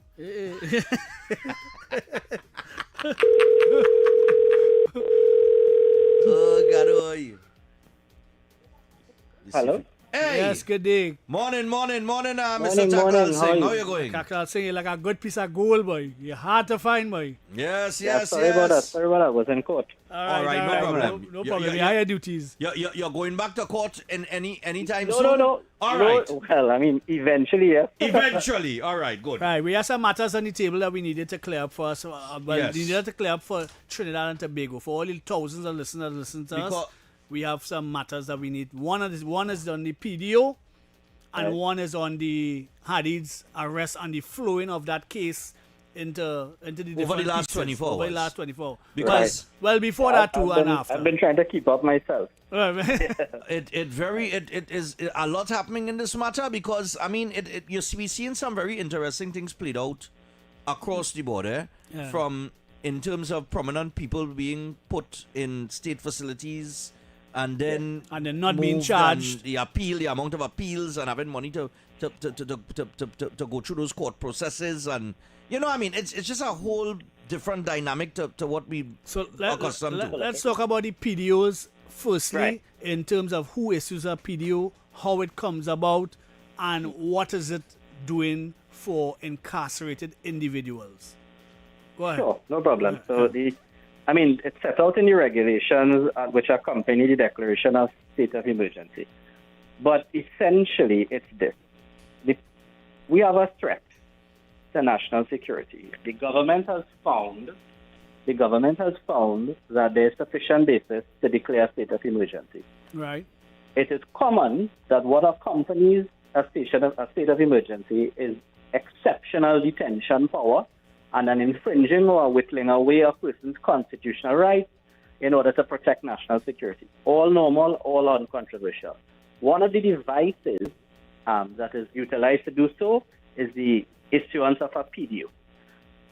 When someone is detained, if there is good national security reason to continue to detain somebody, the police usually make an application to the Minister of National Security, and the Minister of National Security will issue the PDO because the detention of that person is important for national security purposes.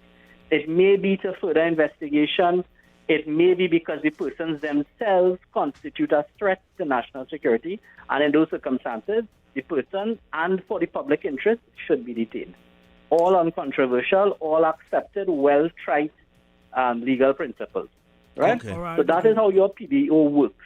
Now, in addition to the PDO, the regulations also go a bit far, which is understandable under national security, and there is a genuine debate as to whether further provisions are constitutional or not. I think the Privy Council is looking at that in another matter right now, actually, right? As to whether or not the court's jurisdiction to review a PDO by way of judicial review, by way of what we call habeas corpus, should be limited. Habeas corpus is the most ancient of legal rights. The law recognizes that liberty is the most precious of rights. And therefore, in those circumstances, if you are going to infringe someone's access to court to review liberty, it has to be very clear wording, it has to be a very strong justification, and certainly it can be reviewed on the basis of constitutionality. Again, as of now, the law is, and the Court of Appeal ruling in early July, those provisions are not necessarily unconstitutional, but I know that matter has been appealed to the Privy Council, so for guidance, I suppose we will all see soon enough whether or not those provisions are unconstitutional. As I said, it's an open debate. Okay. Now, understanding all of that, yes, over the last, few weeks, since Mr. and Mrs. Hadid has been detained, we have seen them make many appeals to try and get out of the detention. Into the free world. Right? In one case, we heard of, the Commissioner of Prisons and what was it? Preferential treatment. Yeah. And Mr. Hadid had an administration building and watching football and all kind of thing. Right. In another instance, I read from an article in July the 5th, where Mrs. Hadid, in an article that described the Woodbrook Police Station jail cell, she said that, during the course of the day, special branch officers would take her from the cell to her home to take a bath, change her clothes, and eat, and then take her back, which is madness. I've never heard of anything like that. I don't think any police officer has. So that's what I'm saying. You've seen a lot of little things playing out in the space. Now, So let's take it part by part. So in relation to that part, all there are standing orders which govern the detention of prisoners. Right? The police do have a discretion in certain circumstances. Mm-hmm. There may be medical issues. There may be other issues where persons, the persons are detained pursuant to investigation. You aren't there to put a lock and throw away the key. They're detained for a certain purpose, and therefore they should be treated humanely. Right. Although we know in Trinidad what is being treated humanely in a jail cell really doesn't have any standards.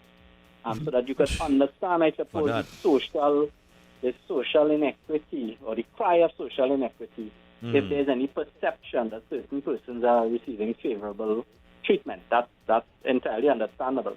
Having said that, I do wish to balance that I practiced criminal law myself for many years before going into constitutional law. It's not unheard of that if the police execute a search warrant, let's say you're detained, and then you have to execute a search warrant, and you usually have to take the person to do the execution in their presence. And if it's their home, it's not unheard of that the police would say, okay, we're here. If you want to take a shower and have a change of clothes immediately and come back, then fine. So I have heard of instances like that, although very rare. all right. Now, yesterday, let me fast forward to yesterday because this is the whole nitty-gritty of the thing that I think that we want some clarity on. Yesterday, we got news that the Hadids had gotten through with this appeal, and they would be put under house arrest. Now, this was based on certain things that were missing that the court laid out, right? Those being just for the public knowledge. No facts demonstrating the existence of an alleged conspiracy to assassinate senior government officials. No evidence of any developing operational plan or assassination plot. No evidence that any preparatory or overt acts had been taken to advance the alleged conspiracy.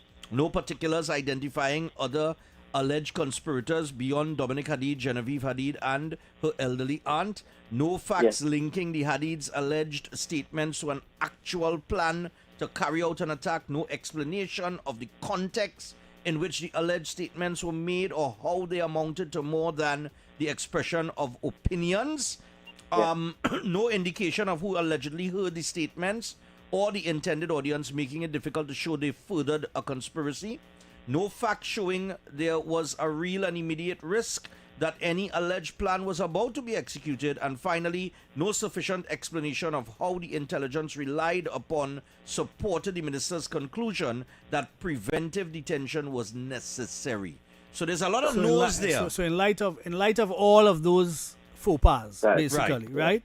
Where do we go from here with this particular matter?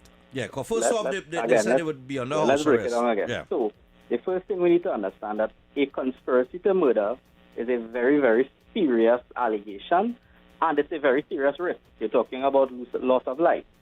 So if there is any information that comes to the police in relation to a conspiracy to murder, they should move all boundaries, and they should, when I say within legal parameters, of course, but they should leave no stone unturned to uncover and investigate any such conspiracy. Right? So that's the first marker. The second marker I want to put is that if the conspiracy to murder involves public officials, a prime minister, a minister of national security, an attorney general, whoever it may be, right? That's almost exacerbating the conspiracy, because now it's not targeted at an individual. You're almost targeting the systemic operation of government. It's almost as though you're targeting the operation of government and the life of the nation itself. Right? Because the country needs a functioning democracy and a functioning government. So that if it is, again, I will say, there is good information, a sufficient basis to suspect that there is a conspiracy to kill persons in government, such as your leaders and political persons running the country, the police have even more of a duty, if I could put it like that, to treat the investigation with all seriousness and take all steps necessary. right? So that is the second marker.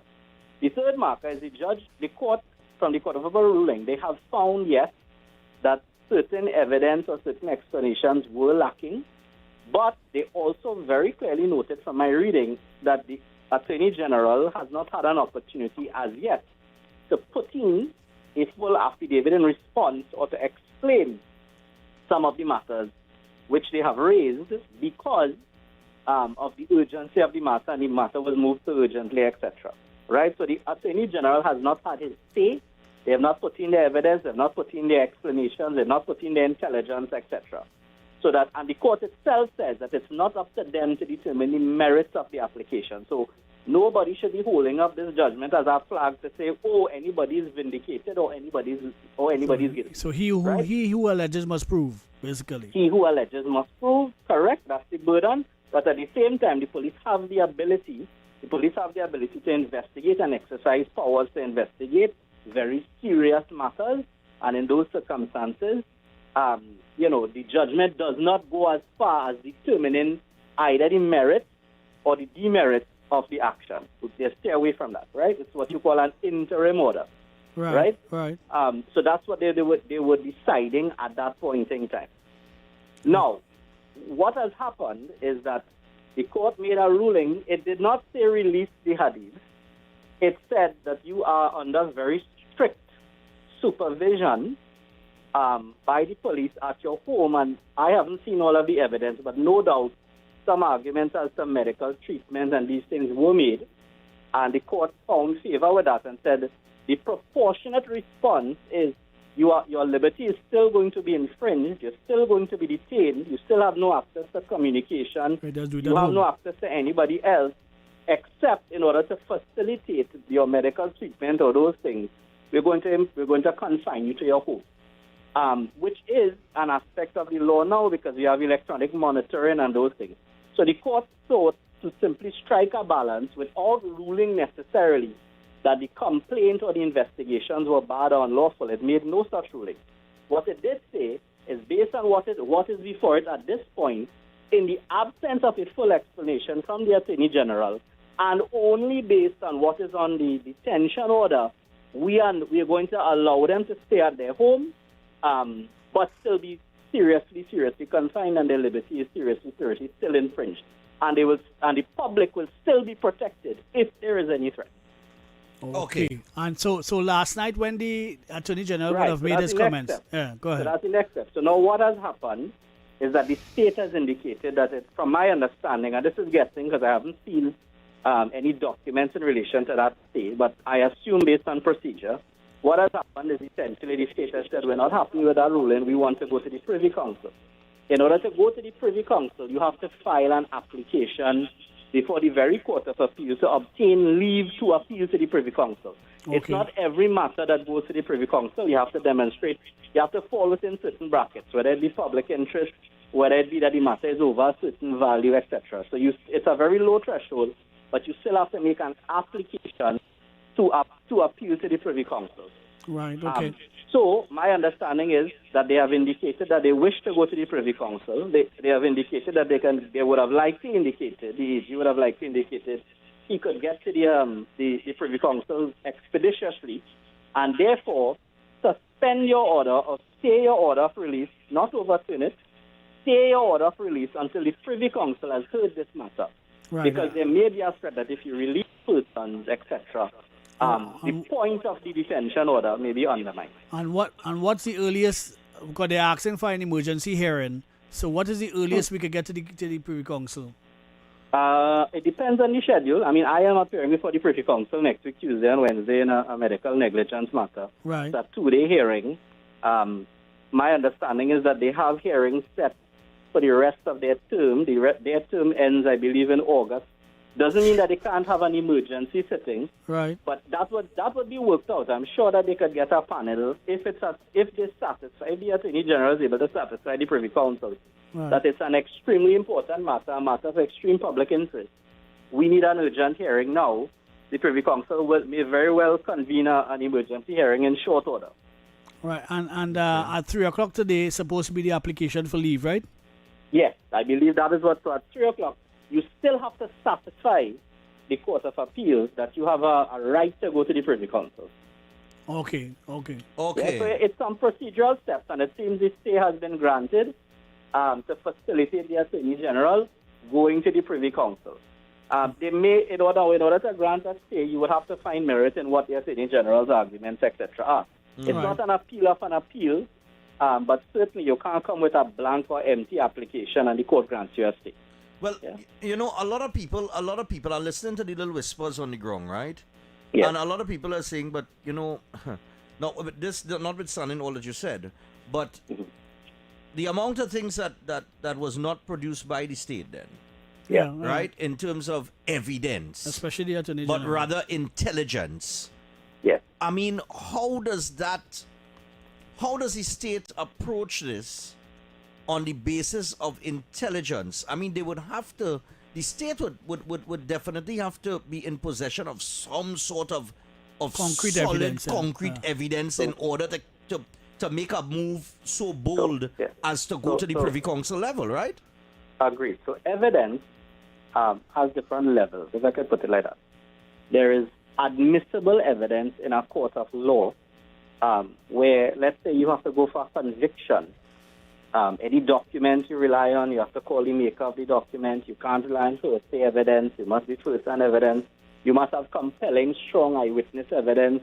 Can't be somebody that sees somebody from 100 and 200 meters away and say, hey, that look like the person, right? So in order to get a conviction in a criminal court, the evidence threshold is high. It's beyond reasonable doubt, right? Right.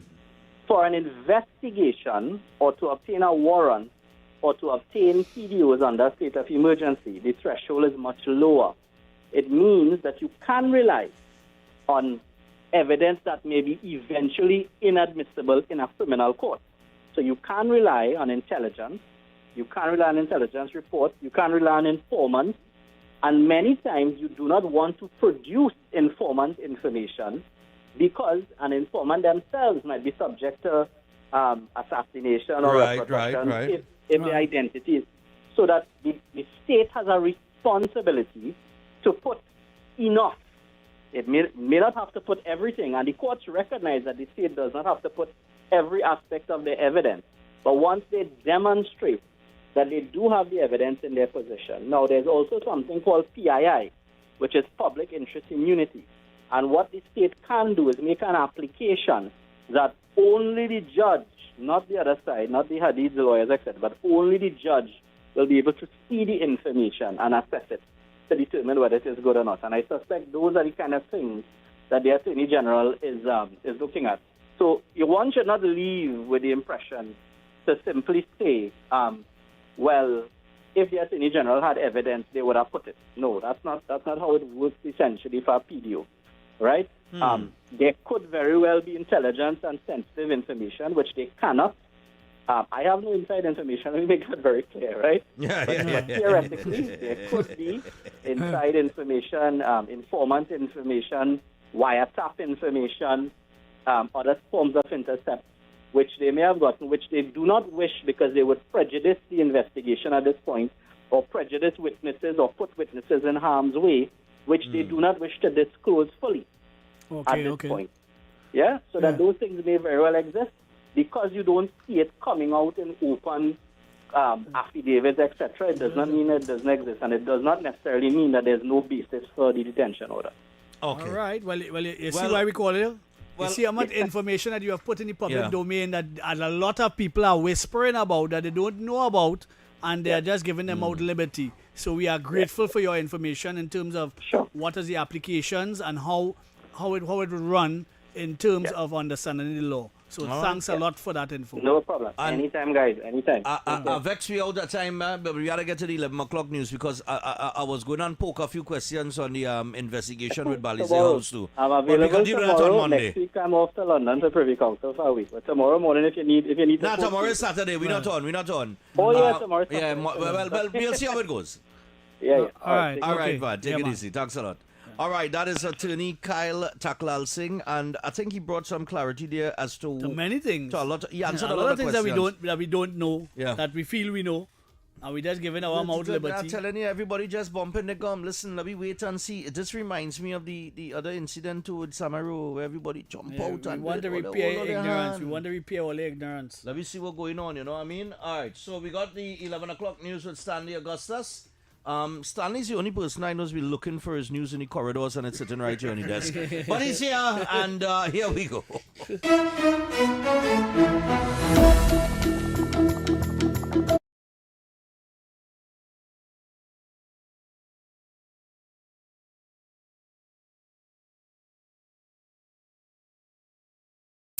Why is Talk City 91.1 FM the leading talk station in Trinidad and Tobago? Because nobody delivers conversations like we do. Start your mornings with Ground Report. Andy Pitbull Williams, Lennox Smith, and Nigel Snipes setting the agenda from 6 to 9 a.m. Then it's Off the Record with Stephan and Mr X. Fearless talk and the issues everybody's discussing. Stay connected with Sharon. Ticket front with Officer Shabadi. Go beyond limits with Roland Stewart. Drive home with Heavy Duty and David Welch on Under the Radar. And wrap up your day with Kingsley and OB on The Wrap Up. Real talk, real people, real Trinidad and Tobago. Listen live on Talk City 91.1 FM and follow us on social media, Facebook, Instagram, and YouTube. Talk City 91.1 FM, the #1 talk station in Trinidad and Tobago.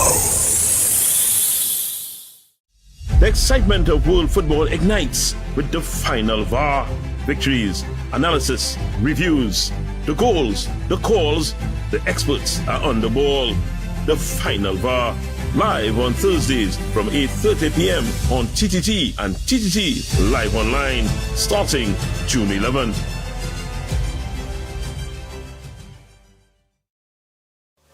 From July 16th to August 1st, Tobago comes alive with its greatest celebration of culture, history, and tradition, the Tobago Heritage Festival 2026. Talk City 91.1 FM invites you to journey with us as we discover the people, places, and stories behind this remarkable festival. Here's today's feature.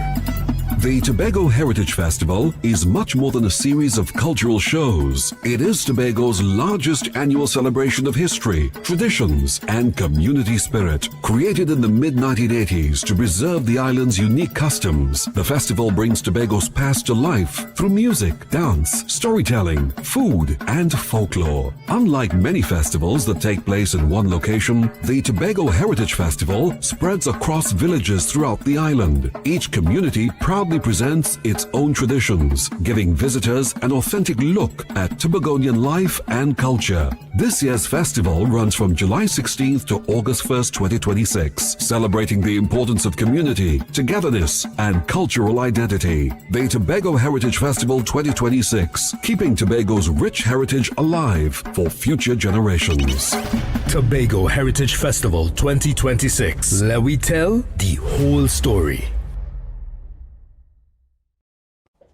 Bruh, you know, I have a bone to pick with you. You still supporting that side, girl? Obviously, till the day I die. But you really think they could win our title again? You do know we are the defending champions. We have a player that's going to have a fairy tale ending. You do know that we come with a lot of experience and a whole bunch of youngsters. Yeah, but sentiments don't win your World Cups. You know what? I'm not having this with you right now. I'll see you on the final VAR. Catch all the action on the final VAR right here on TTT and TTT Live Online from 8:30 p.m.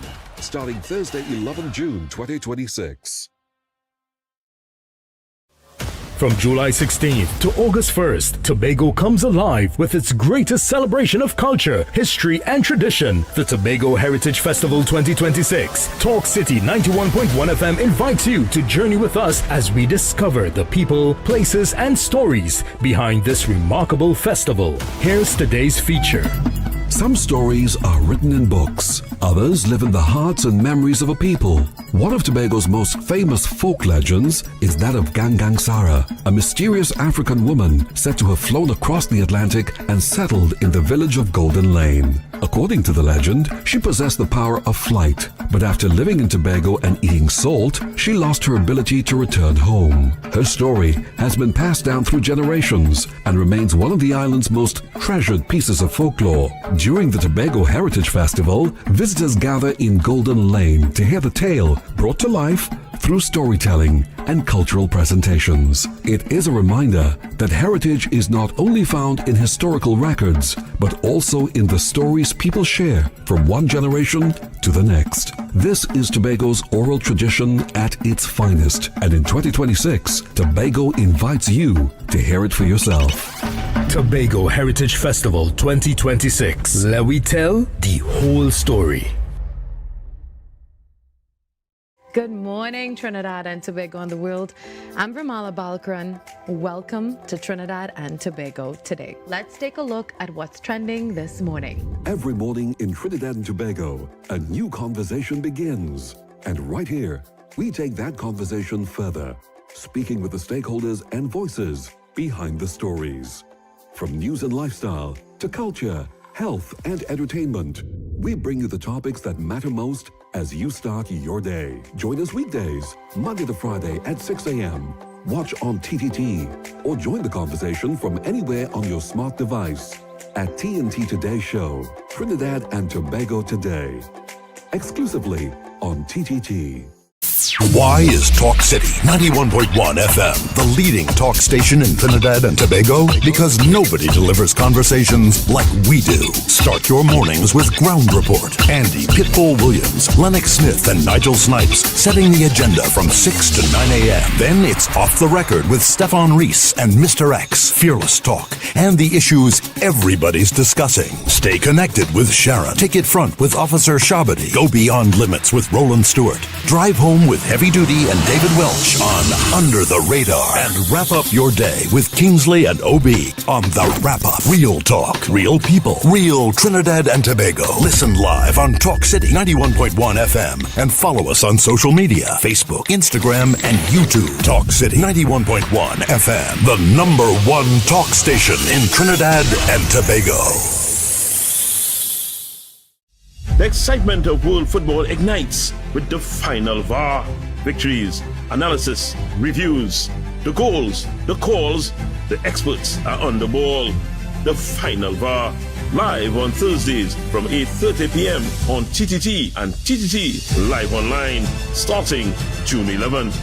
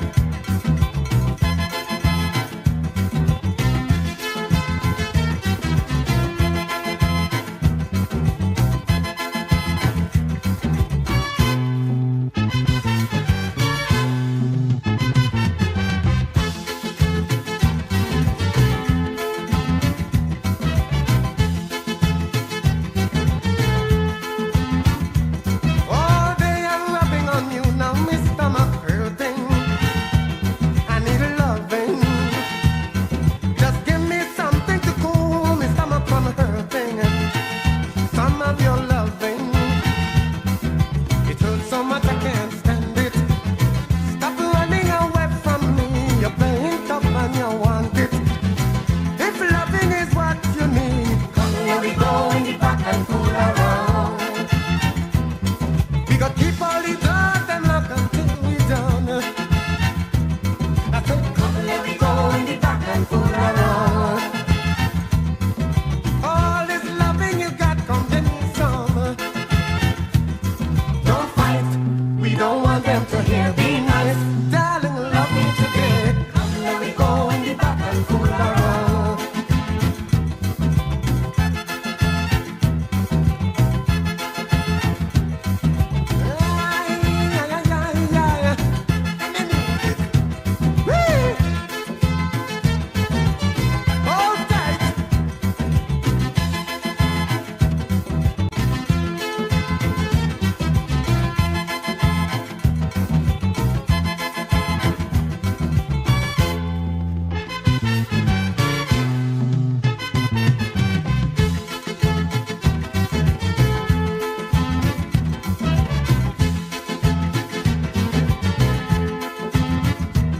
Look now, you can't even move, cause too much attention. You need a strong man. Girl, I'm in the mood for love and affection. What taking you so long? Party, party all night. You know that just won't do. A little love makes it right. So that's why I'm telling you, come let me go in the back and fool around. We got keep all the doors them locked until we done. I want you to come let me go in the back and fool around. Girl, all this loving you got, come give me some. Don't fight, we don't want them to hear. Be nice, darling, love me today. Come let me go in the back and fool around.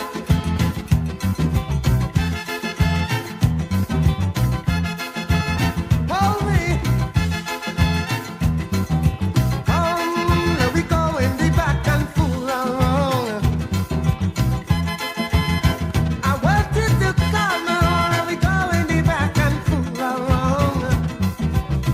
Let me go in the back and fool around. Oh, me darling, come, let me go in the back and fool around.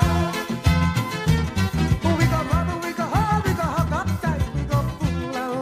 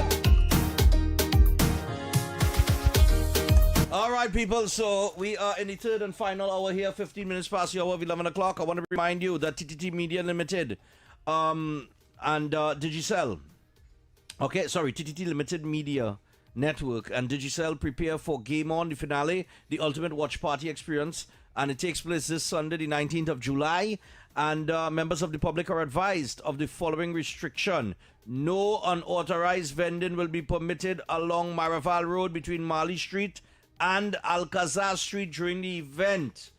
All right, no vending will be allowed unless you have received prior authorization from the event organizers. And this restriction applies to all individuals and businesses seeking to sell food, beverages, merchandise, or any other goods and services within the event footprint. All right, anybody found operating without authorization will be asked to cease operations and will be removed from the area by the TTPS. All right, so we thank you for your cooperation and support as we work to ensure a safe, organized, and enjoyable experience for everyone attending the event. It is Game On, the finale, Sunday, July 19th, Don't just watch it, experience it. X and I were talking during Stanley Augustus's newscast. All right. We were looking at our time, the time that you have on the planet Earth, right? And yeah, we want to change gears a little bit. we're just changing gears, right? I think we have enough information there from Mr. Taklal Singh, and we could shift into this last hour into something a little lighter. Well, maybe lighter, maybe not. You know, I studied the other day. Mm-hmm. Let's take like football. Mm.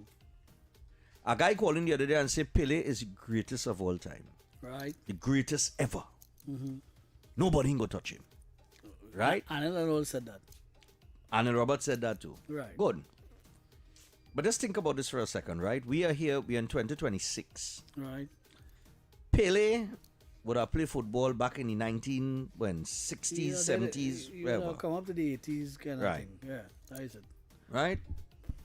So we have a whole generation of people who are dwindling away and shrinking. 2 generations of people. Well, not you will one. have 2 generations that shrinking. Right. But they're shrinking because they're aging, dying, right. And you have the change over of a generation.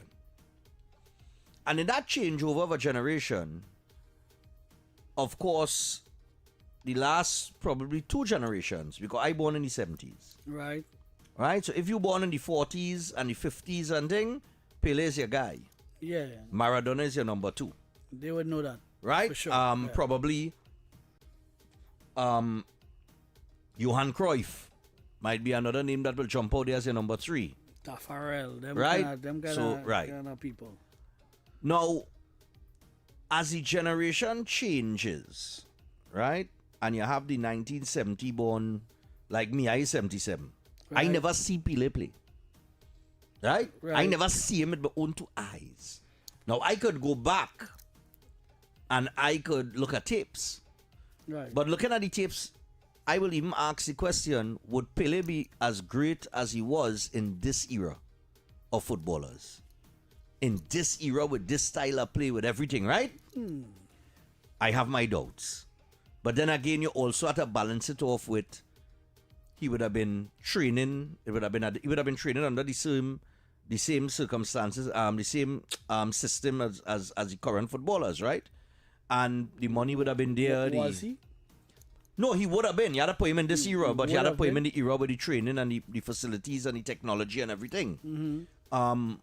As opposed to what he would have done back then. But then the style of the game back then is very different the way it is now. The style, the rules, the culture of the game, everything was different back then. So, because just recently, watching the match there, I asking some football enthusiasts like yourself, why we don't see like the latter part of like Maradona. You see how Maradona used to take up the ball from half field and beat about 4 men or 5 men. Yeah. Literally beat them. Right? You used to take on players. And end up in the box and score without passing. Yeah. They're saying the game get different now. It's just The not game change. same. The game change. The same way Closer used to be in the box. Mm-hmm. He's a very tall guy and always in the box for Germany. Right. With a long ball. Everything was just a long ball to get inside the box for him to get a header, for them to score. And I remember those things because it was very vivid in my mind. Right? I don't know big football man, but I know certain things, right? And basically that has changed the way that we do football now. Right? Till we have a chip in the ball, we have all the VAR pieces, we have all kind of technology. Offside rules have changed, all kind of things have changed. So that's a difference to Pele. Right. Because Pele would not be exposed to those kinds of rules. The ball was heavier then. No, but what I'm saying is you can't judge Pele from his era and just put Pele into this era. You had to put him into this era. No, I don't think they're putting him into this era. Having trained doing the same training and everything. I don't think they're putting him in But you don't think they, Pele would be as... They just lock it off at full stop in the 80s. That's it. Pele was good. Yes, but hold on. What I'm saying is, if you're going to put him in this era, all right, like Jordan, right? Well, I don't want to go to Jordan just yet. But I would say with great confidence, Jordan could have played in any era, and he'll be the greatest player ever. Nah. Any era. Nah. You put Michael Jordan in any era in basketball, there is nobody better than Michael Jordan. None. Right? But that's just part of the conversation. The real conversation here is that, okay, you have a generation that is changing.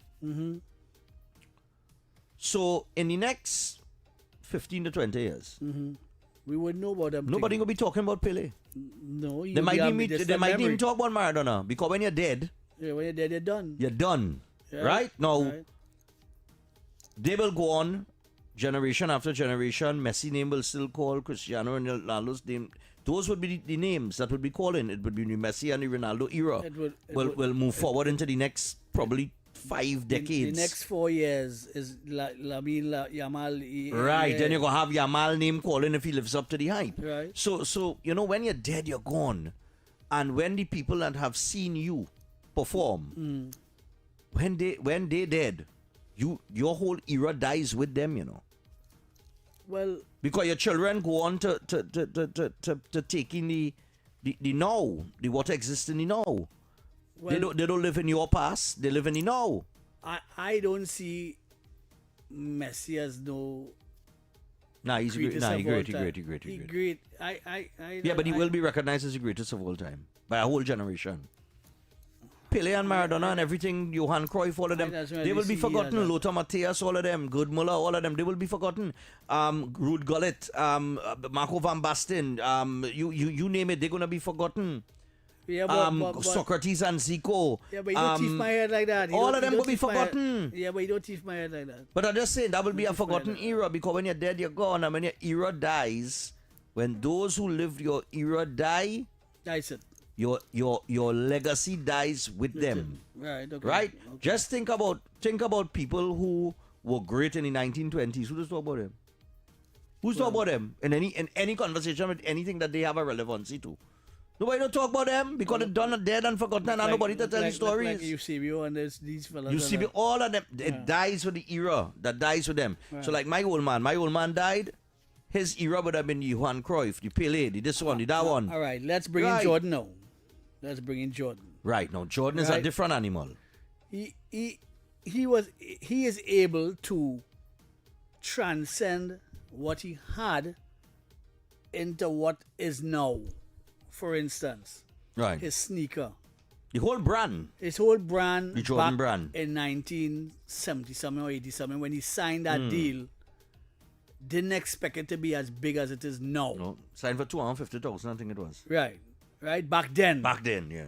Right, but it is relevant today, and it's the same blasted sneaker. No, actually, he didn't sign for 250,000 was the going rate. At the time. Well, that was about $1 million or so. And the mother negotiated for more than that. And at the time, they say this is madness. Right. But he is able to keep relevance in the youth's time now, because the youths now that forgetting that era, they are part of this era that his era is extended into, because the same bloody sneaker that we running down that have lines around corners. Generations have been running it down. So you have parents who, like let's say like our age in our 40s, right? I see Jordan in the prime, I see Jordan for the whole career. I was a Chicago Bull fan. Right. Jordan make me like the Chicago Bulls. I back them up to today. Right. Although we're suffering, but nevertheless. but his brand, the brand Jordan now, is relevant today. Because a my youth, children, a youth that is 5 to 10 years old now, they wear a Jordan. Know what is a Jordan. Yeah. They actually see the relevance of it. And it's the same bloody sneaker again. So that Jordan brand is going to live on beyond his generation. So that keeping him relevant now with the now generation, not the old generation. The old generation that we support. The now and the future generation. And the future generation. Because it's running down like hot tops. So because they have long lines around the thing. Yeah, there's time over each other and think they're going to get a new Jordan and drop by. Yeah. So that and all speaks for itself. Of course. But when you're dead, you're done. But when you're dead, you're done. So, we were talking about, like, it have things that, you're born into the world. Mm. You have your parents, right? And there are certain things that your parents want to see you do. All right, okay. So your parents might want to see you graduate. They will want to see you graduate. Mm-hmm. Because they see you through school, they spend their money on you. Right. You gotta pay the bill, you know what I mean? Yeah. You gotta pay back something, you know what I mean? Your parents, they want to see you get married, right? Yeah. Whether they have a son or a daughter, every parent want to see the children get married and move on and live their life. The famous saying that always comes to mind is when you see you get your own. Mm-hmm. Our parents used to tell us that. Yeah.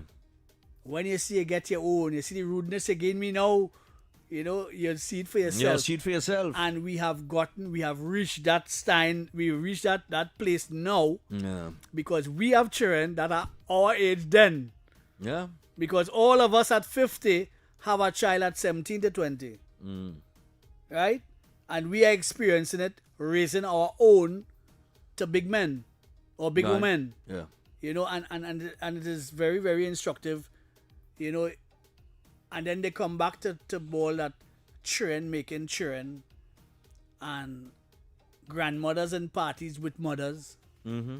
There's a whole shift that has taken place Mm-hmm. where that is concerned, because now we have a whole kind of, like you want to be a child friend. And most of the pundits saying, no, you're not supposed to be a child friend. Yeah. You're supposed to be It's parent and child. Parent and child, but it is not so now. No, the whole dynamic has changed, just like sport. Right. Because basketball has changed, the rules and everything. Football has changed, same yeah. thing. Everything has evolved, right? And parenting has evolved as well. But my thing is, I'm 49. I will be 50 next year. Mm. And I sit down and I say, The big 50, boy. Yeah, boy. My father come and dead and gone. Right. And he never see me eyes firstborn. Right. But it have, like, getting married. He never see me get married. Right. Right? I ain't make a youth either. Right? So I ain't give no grandchildren. My sister did. Right. But she died young. Her children So still she around? never got married. Her children still around? Yeah. Oh, okay. Oh, you mean? Brilliant too. Mm. My two brothers now, my youngest brother got married. Right. But he get married after daddy passed away. Right. Right? You know what I mean? So I just looking at some of the things. The man get to walk down the aisle, boy? No, boy. Only sad, boy. No, boy. My father never get to do that either. So Yeah, I know my mother there. 1998. My My mother- mother died in 2012. My mother there holding on to expectations. But I have at this stage I don't have no intention of getting married. Right. I will live with somebody. Right. But to go and marry and take an invite a set of obscurantists. People that don't like you in the first place. Yes, boy. To That get don't 20 like you in the to first get place. 25 iron and 16 blenders. No. Yeah. I ain't doing that. Iron and blender and all kind of damn nonsense. No, but what I'm saying is, I have no intention of doing that because I'm nearly 50, right? So I don't see no reason in doing that. Children, I could be 50. So I could be a kind of a granddaddy, a grandfather, daddy, some kind of thing. Yeah, So but you had adopt one at this age. At But- 50, you had adopt one. not At adopt, least. man. At least adopt one. You can't go out to the this talent here you have. You can't just leave it. It had to morph into something. And for your father's sake also too. For carrying your father's name. Mm. Yeah, you can't just. Well, I'm a two brothers for that, No. Nobody. You gotta get something to pull on your pants full when you go home. Oh God, You pressure. understand? Pressure. Yeah, you gotta get Pressure. something to pull on your pants full. So even if you don't want to make, Yeah. you can adopt one. Because it have lots of children outside there that parents in belly business. No, but I would not care adopt, boy. I wouldn't feel. Why? It's Why? in Why? mine. Why? It's in Why? my number bloodline. No, your bloodline. It's not in my bloodline, my It is DNA. what it is. So, It is what it is. No, my father had our youngest. My youngest brother, my father had 48. Oh God. So I's 49. Yeah, but you can't make no children So- now because you ain't going with anybody to make a child. No, well, I mean, look, We're going and soaking anybody to make a child. You going and soaking anybody right now? I have my girl. Yeah, but she and I are only the same age, and I've told her already. She almost as big as you. No, but I have, but I've told her already. You know what I mean? Listen, if you can't do it, I'll have to get somebody to do it. So it is what it is. So it go? But it cannot is what it isn't. It Boy, have to be. it is, So I just boy. said, hey, listen, I could only drive one car, but. But I still want two. Hey, Dixon, before I get myself in trouble. Hello, good morning. I'll get myself in trouble. I'll get Yes, too good close. morning. I don't want to be out of thing. You all is only any program, any thing you all speaking about? Well, not really. Not really. We're having a Let's keep it conversation light here on a Friday. about eras and your legacy and as a parent what you want to see from your children and that kind of thing. You know what I mean? Oh, but if I you, wanted to if you have a 2 comment cents. and chill up. Say the guy now who the lawyer now. Yeah, go ahead, man. Go ahead. What I want to say, right? I want to congratulate him for that explanation and all the, shenanigans that is going on now. But I honestly feel as somebody who support this government, support the Prime Minister, the Honorable Prime Minister, I feel the Prime Minister owe this country, the population, to come and say something. This, what is going on here, is too serious. So just let it hang and have people making all kind of comments, all kind of things. And the Prime Minister is an attorney to a senior counsel. So the Prime Minister will know how to say it and what not to say. But to quell this anxiety in the population, I think the Honorable Prime Minister needs to address this country. I said it this morning on Wendell and them and Sir Charles and them program. I said it on a TV program, and I'm saying it now. I will come back into this evening and say it again. The Honorable Prime Minister making a client call to you. Sometimes the people who is closest to you might be the most dangerous people, Honorable Prime Minister. Well, for that, you need to address the nation. Yeah. Hold on. The UNC. Hold on, Okay. caller, hold on a minute, right? Hold on for the whole day. You have to It's my personal view. You have to remember we have the executive, we have the legislative, and we have the judiciary, right? I know all of that. And I ain't talking a long time. Right, but the Prime Minister addressed the nation for far less things than this. This thing's a serious thing. This is what allege that somebody tried to kill the Prime Minister, kill But the it's not- Attorney yeah, but General. it's not how- and you hold telling on, me hold about on, hold- legislative and this and hold that on, thing. hold My on. position is the Prime Minister need to address the country. All Need right. to let the population know what is happening. She will know, as the next Prime Minister say. This Prime Minister will have things that we will not be privy to. All right. We hear you. All right, and what I'm saying All to right, you is yes. very simply, we have an Attorney General. We cannot form a government without an Attorney General, right? An Attorney General is the titular head of the Hold on, bar, caller. the titular head of law in the country, and they must prescribe to certain things, right? And it is the police service and the judiciary that has to answer to anything. Bringing the Prime Minister into it is a confusing operation that would cause problems in the future. That's morning. Just stating, right? But I understand your point. Go ahead. Yeah, gentlemen. Me to you all and morning day listeners. I go in back on a later note because the whole country done steamy already. Stephan, you breaks in from adopting a child, but let me tell you what is the reality. It have many people who mind what they feel and believe is their own. Right? It ain't no big thing, because you might say it's not your bloodline and things, so you ain't want to really adopt because they ain't sure if you give the amount of care and love that you really want to. But if you're not in a position where you're giving that same love and care to somebody who is really not your bloodline and you believe in as yours, so at the end of the day, the children are never at fault when it comes to the actions of the parents. So if it's adopt, if it's through your own bloodline, we as adults really have a responsibility to treat children in a certain way.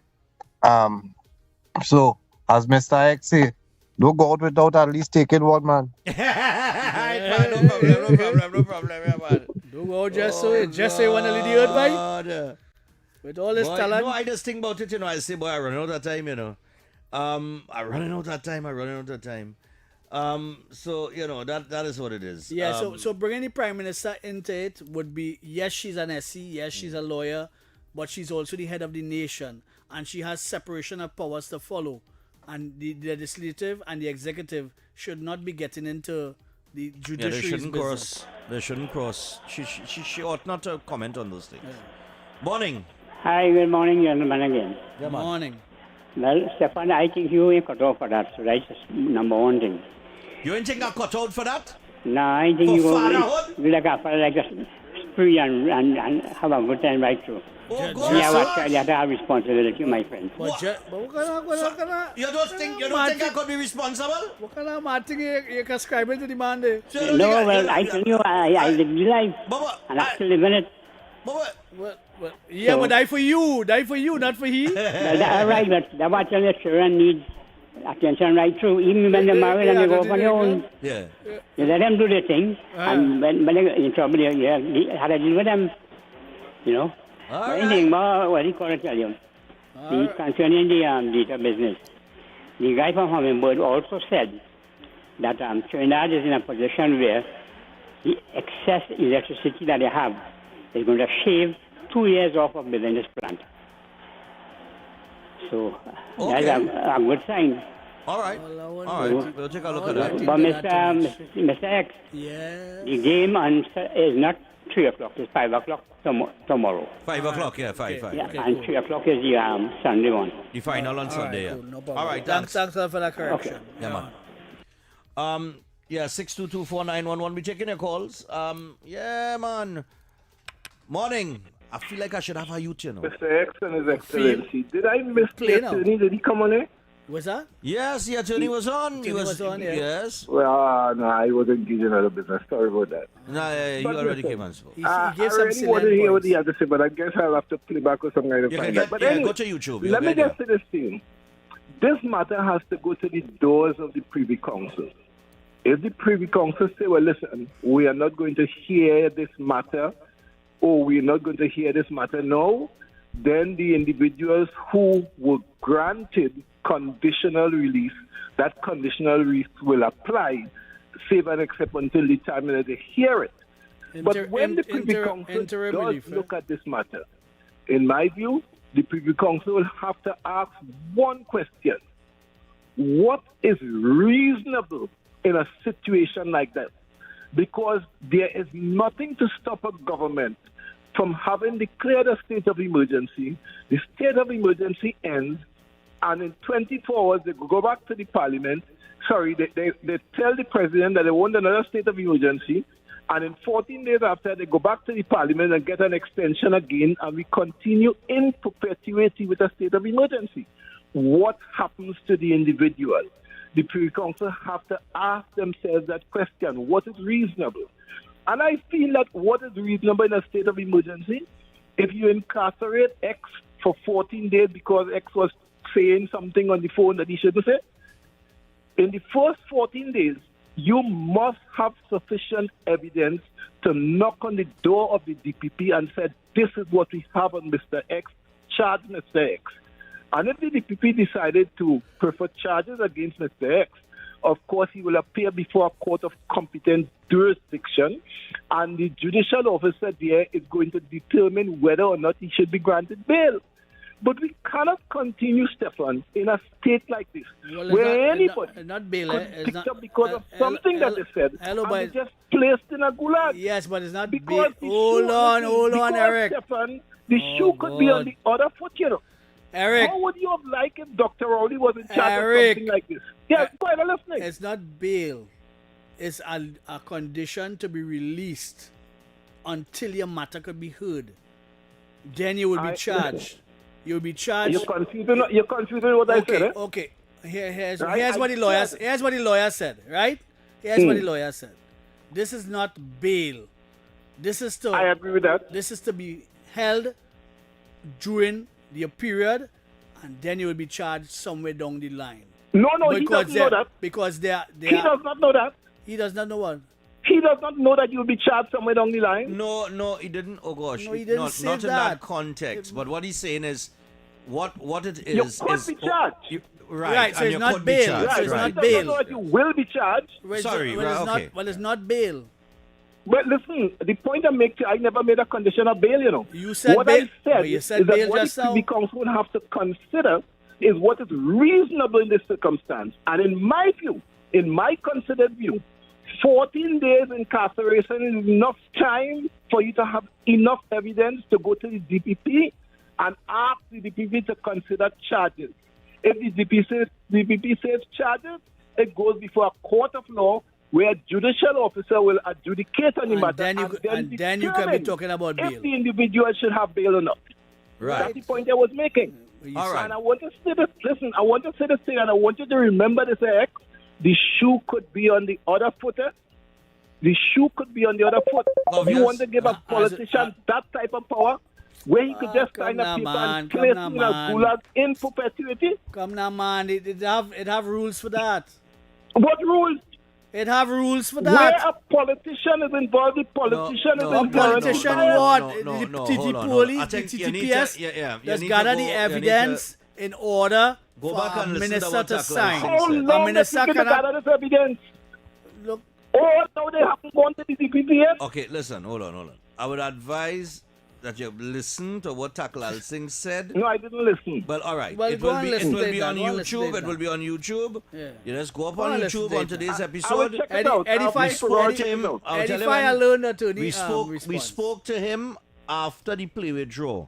So we Mm-hmm. spoke to him approximately about an hour and 35 or so minutes into the show. So you can just skip forward to No, hour I and will 35 find it. I'll minutes. just create it. I'll find it. Yeah, well, go I'll on, find go it, on, right? go on, But listen to what see, he the said, point listen I to what want to leave with you, and I want you to never forget, is the shoe could be on the other foot. But And we it must be is very what it is, is. careful It is about what it the is. decisions It we is what set it in this is. country. Understood. It Right? is what You it have a is. situation in this country where a politician is determining whether or not you would be incarcerated. No. A PDO Roger don't work Leclerc like is not a politician? that. A Yeah, PDO is no. signed by the politician. However, Oh, the and TTP, this is not Hold signed on. by what will the happen? TTPS, There'll be no PDO. Hold on. Oh, If Roger God. doesn't sign it, there'll be no PDO. Hey, you're No. moving like an obscurantist. It Don't do don't with that. work like that. Don't do with that. Right? It don't work The like that. TTPS presents the evidence for Uh-huh. the PDO to be signed by the minister. It is not Good. it's not a politician thing. If he does not sign it, there'll be no PDO. So Right, so but he so signs, he have to So sign. and a the other side, politician right. determines whether or not you sit in a gulag. what is that we talking What? about? He signs it based on the Uh-huh. evidence or But he signs it intelligence or anyway. whatever it is. Because the Constitution signs it allows anyway. that. Yes, and if he but doesn't sign it, but there's no PDO. and it goes through several legal departments. Yes. Before it reaches All the with PDO. inherent biases. And hold on, he is advised Uh-huh. through those legal so wait, what I'm to do? Say no. avenues, through those legal departments. Yeah. Yes. He is then advised, yea, nay, or whatever. It still come back So to a he ain't got- politician. Oh, God. But somebody had to sign it. That's the point I want to make. And it is a constitutional That's the point I element. want to make. It's not That just in such a circumstance, it should not be for an unreasonable duration of time. Right, because nothing stops the Yes. executive from declaring and- another state of emergency 24 hours after one has done. And okay, but Eric, But- all right. and But and Eric, the constitution provides for it. And okay, but hold on. And Eric, who established the rules? The rules were established in the Constitution long ago. Right. But So then, so grow then, and as we graduate, we Okay. realize that certain things really and truly Okay, should not all right, be. all right. And So the Which that's is why, okay, but hold on. which is decided some time ago hold on. that Constitution we ought changed. not to have a politician but hold on. prosecuting. No, but and hold have a on. What prosecuting of the what? order. A politician prosecuting? No, Eric. a politician prosecuting what? What you prosecuting? Eric, hold on. Sir, Oh, God, Carl hold Hudson on. Phillips was the one who said Abdul Hold Malik on. Siddiqui while he was a sitting Hold politician. on. He was prosecuting. Oh, God. And the point I want to make to you, we introduced He was the as a office of the lawyer. DPP. He was as a lawyer at that time. Could you allow me to finish talking? No, but don't We talk introduced shoppiness. the Don't talk office of the shoppiness people Director here. of Public Don't talk Prosecution. shoppiness people here. Because he was a lawyer at the time. Yes, So but don't he try was to Attorney General. He was Attorney General, a politician too. I am asking, And all right, the hold point on, I hold want on. to The Constitution allows for that. The reason why the office of the DPP was born, it was born to have that separation, that buffer between the politician and prosecution.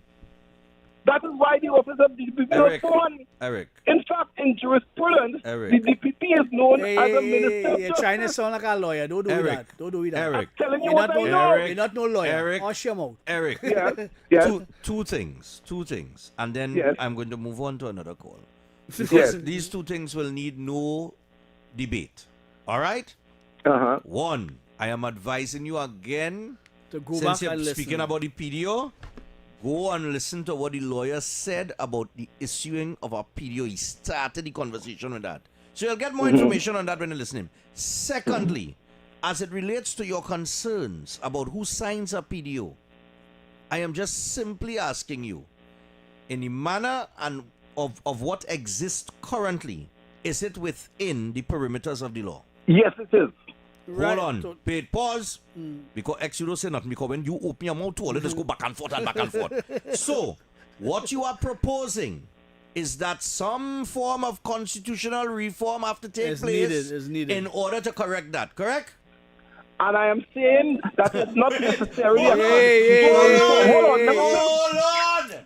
Hold on. In the issuance, we already agreed that it is within the perimeters of the law. The way Yes. that it exists right now. It is Yes. a law, it exists however it exists. We could Yes. agree that maybe it needs a change in terms of, from a constitutional standpoint, that the commissioner of police is the man that had a sign off on that, or woman. Whoever holding the office Well, at the time. I would not say the commissioner of police either. So who I you would want have to my sign own off on that views PDO? that. But the point so I want who to you make want to to sign you off on the is PDO? that once a politician has that power, What it's a power dangerous to do thing. what? To do what? He doesn't have the power play It to is do it. provided for in it is provided for in the Constitution. Yes, Who does draft? Well, so where's the Alright, problem? hold on, Where's the hold on, problem? hold Is on. that they change the Constitution Eric. and leave it as it stands? Eric, who does draft a PDO? Who draft the PDO? Yeah. I guess that would be technicians within the department, whether it is the police or wherever it is. It's the police. And The they police had to present it to the request it. minister. The police had to request it, and the minister signs off on it after it goes through the Right. whole process. But it is still a politician. But What's okay, wrong, well, right? well, it will be a politician because it is embedded there within the law to Right. be that way. So Right. unless the law changes, Which you are proposing. then everything is within the perimeter of the law. Yes, but like I said, Okay. Like I said what? It Like I has said nothing what? to say again. Like we want to say again. Just make the No, point that we Is need either constitutional change That's what I change. said, you know. If what? I am simply saying that the Privy Council will have to decide what is reasonable in this case. All right, as no far as problem. the duration of detention is concerned. No problem, no no problem, problem, no no problem, Have a no nice problem. All right, you two enjoy the weekend. I need a breather. That's not. I feel like I now talk with Marvin Gonzalez there. Hold on. Let me take this final break. The world's greatest football tournament is here, and why everybody coming by my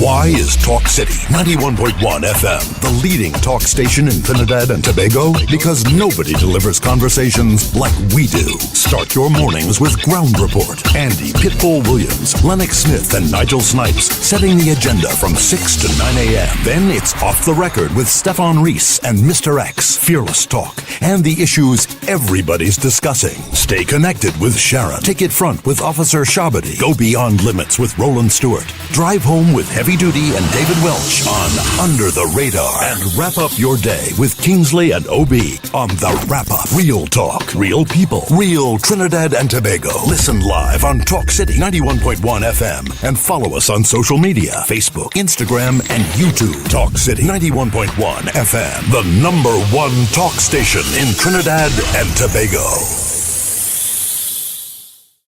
The excitement of world football ignites with the final VAR. Victories, analysis, reviews, the goals, the calls, the experts are on the ball. the final VAR. Live on Thursdays from 8:30 p.m. on TTT and TTT Live Online, starting June 11th.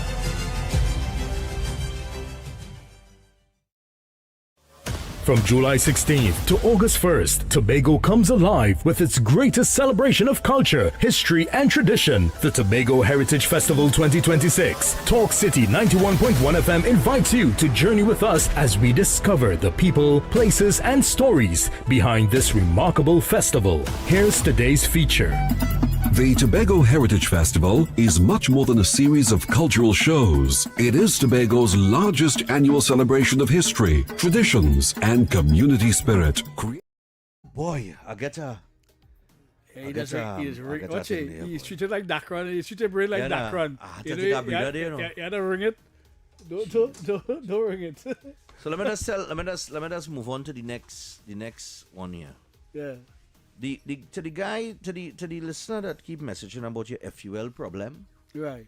Because you have a professional and you didn't get your FUL, and KPP say on the campaign trail it will be easier through the stand your ground legislation and whatever. Where she said that? Hold on, wherever, right, wherever. We brought in a fella by the name of Paul Nahus. You remember that? Yep. Who spoke specifically on FULs. Right. But you keep messaging every day. So let me save you some time, right? Let me save you some time from copy and pasting. But you're sending the same message and thing and trying to make the same point every day. Whatever issue you have with your FUL, you said in a message that you have launched an appeal. Right. And you pay a lawyer to appeal.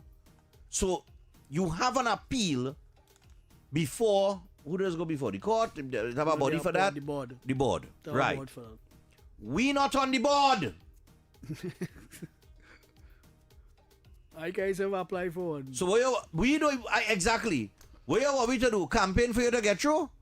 It don't work so. You go through a process, and I must admit that the process is not 100% fair or speedy enough or whatever the case is. Right? But messaging us every day and saying the same thing over and talking about we don't want to talk about the matter with we don't want any we do have the power to grant you a FUL. I wonder if all of us understand. You understand what I'm saying? We don't have that power. That is not even within the remit of a government. Yep. That lies solely and wholly with the commissioner of police. Who is the only commissioner? Is the only that is the man only person.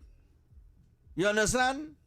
Not prime minister, not attorney general, not minister of homeland security, not defense minister. The FUL is issued by the commissioner of police. Yep. So instead of sending we a message every day, here's a smarter thing to do. Why don't write the commissioner? You ever think about that? Yeah, but he have an appeal inside, so you have to go through that. But and you have an appeal inside. Just go through the process. Let me get the Boy. voices. We have more voices? Yeah, but we have the phone line, the WhatsApp line only ringing. Hello, good morning. It goes stop. Hi, good morning, Stephan and We only have 5 minutes. Yes. What I want to tell you, you all could debate Eric half an hour or hour. You all cannot get through to him.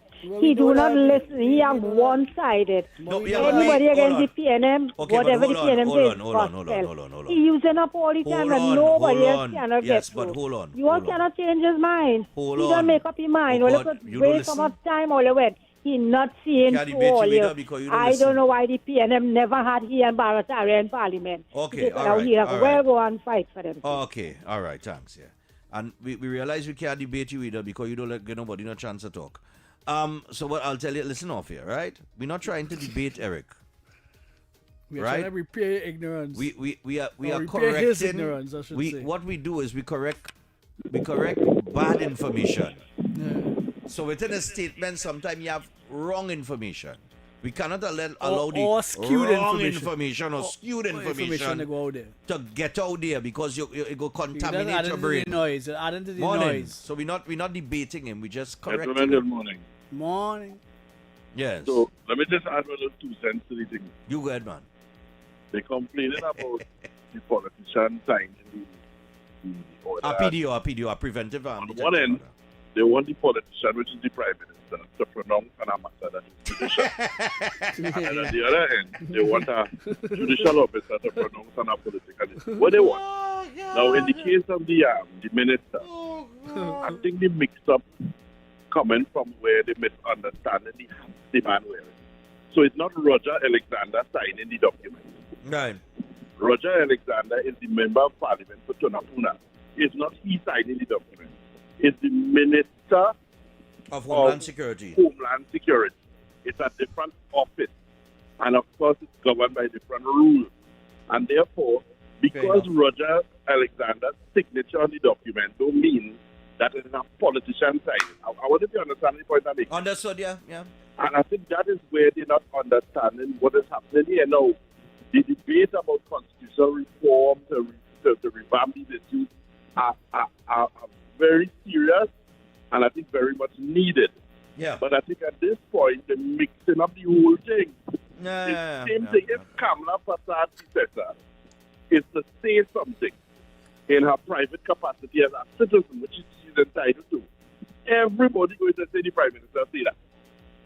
You get the point I'm saying? So that point taken. In the matter of this case that is in the courts and whatever, the document that was signed to have these people under custody was signed by the Minister of Homeland Security. It just happens to be he is Roger Alexander. Take, for example, a document being signed by the Attorney General. What constituency he represented? He's not a member of Parliament in the sense that he's just a Minister of Government. He was elected there. You see, he's holding an office. It's not John Jeremy signing it. It's the office of the Attorney General, yeah. I hope that adds some clarity to some of these Of course. Yeah, man. Thanks a lot, man. That's a good note to end on because we are almost out of time. Somebody's saying, I'm trying to understand. I'm trying to understand what they're objecting to. No, because nobody call made sense. You see, we just look at the individual and not the office. You understand? It is the office of the Attorney General. It is the office of the DPP. You know what I mean? And every office has an office holder. So in his capacity or wearing the hat of Minister of Homeland Security, he has to sign it. That's how it is within the perimeters of the law. You know what I mean? He's not signing it as the MP for Tunapuna.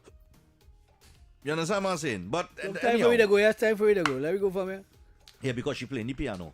Yeah. And when that piano start playing, that's it. Yeah. That's the signal that you're little that time, boy. Right, so EB Dallas of minds have a genius of expressing the obvious to walk around in town with your blinkers on and just mirror into a post. Have a good day, TNT, and mind your business over the weekend. Yeah, man. Next and week. the football is on here, so come down and enjoy yourself. Third and fourth, who you picking? France or England? England, boy. You're going with England? I wonder if England could redeem themselves. I wondered if they could pick themselves up from that defeat, you know. Thomas Tuchel. That was a hard defeat, and with all the bacchanal going on with the manager and all kind of thing, I ain't too sure, boy. I ain't too sure.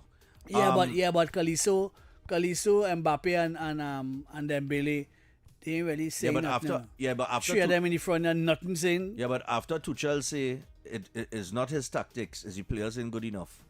He said that yesterday, yeah.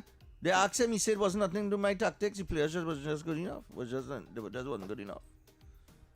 We don't know. I think England might come out and take a pounding just to get he fired. You don't go after your players so bad there. So I really don't know about that game, and Spain Argentina, I just can't call it, I'm telling you. I am neutral on both. But I will play a bet though. Yeah, I will play a bet, yes. Right. I will get my bets on. Okay, all right. So mind your business, PNT, and pay attention to all that's going on around you. Because while you doing your thing, you have to be mindful of what's taking place around you. Yeah. A lot of people don't, and noticing that regular these days. A lot of people doing the thing and they ain't understanding what's going on around. They're not reading the room at all. Yep. So keep your eyes and your ears open. All right, and keep your head up for the most part, but don't be afraid to look down. You might find some money on the ground. Who knows? Yeah. Right, yeah. so Yeah. my godmother teach me that, you know. You know what money I find so?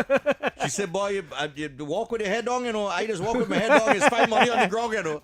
Hey, we out. We gone. Until have a good day, TNT. Yeah, man. Enjoy the weekend.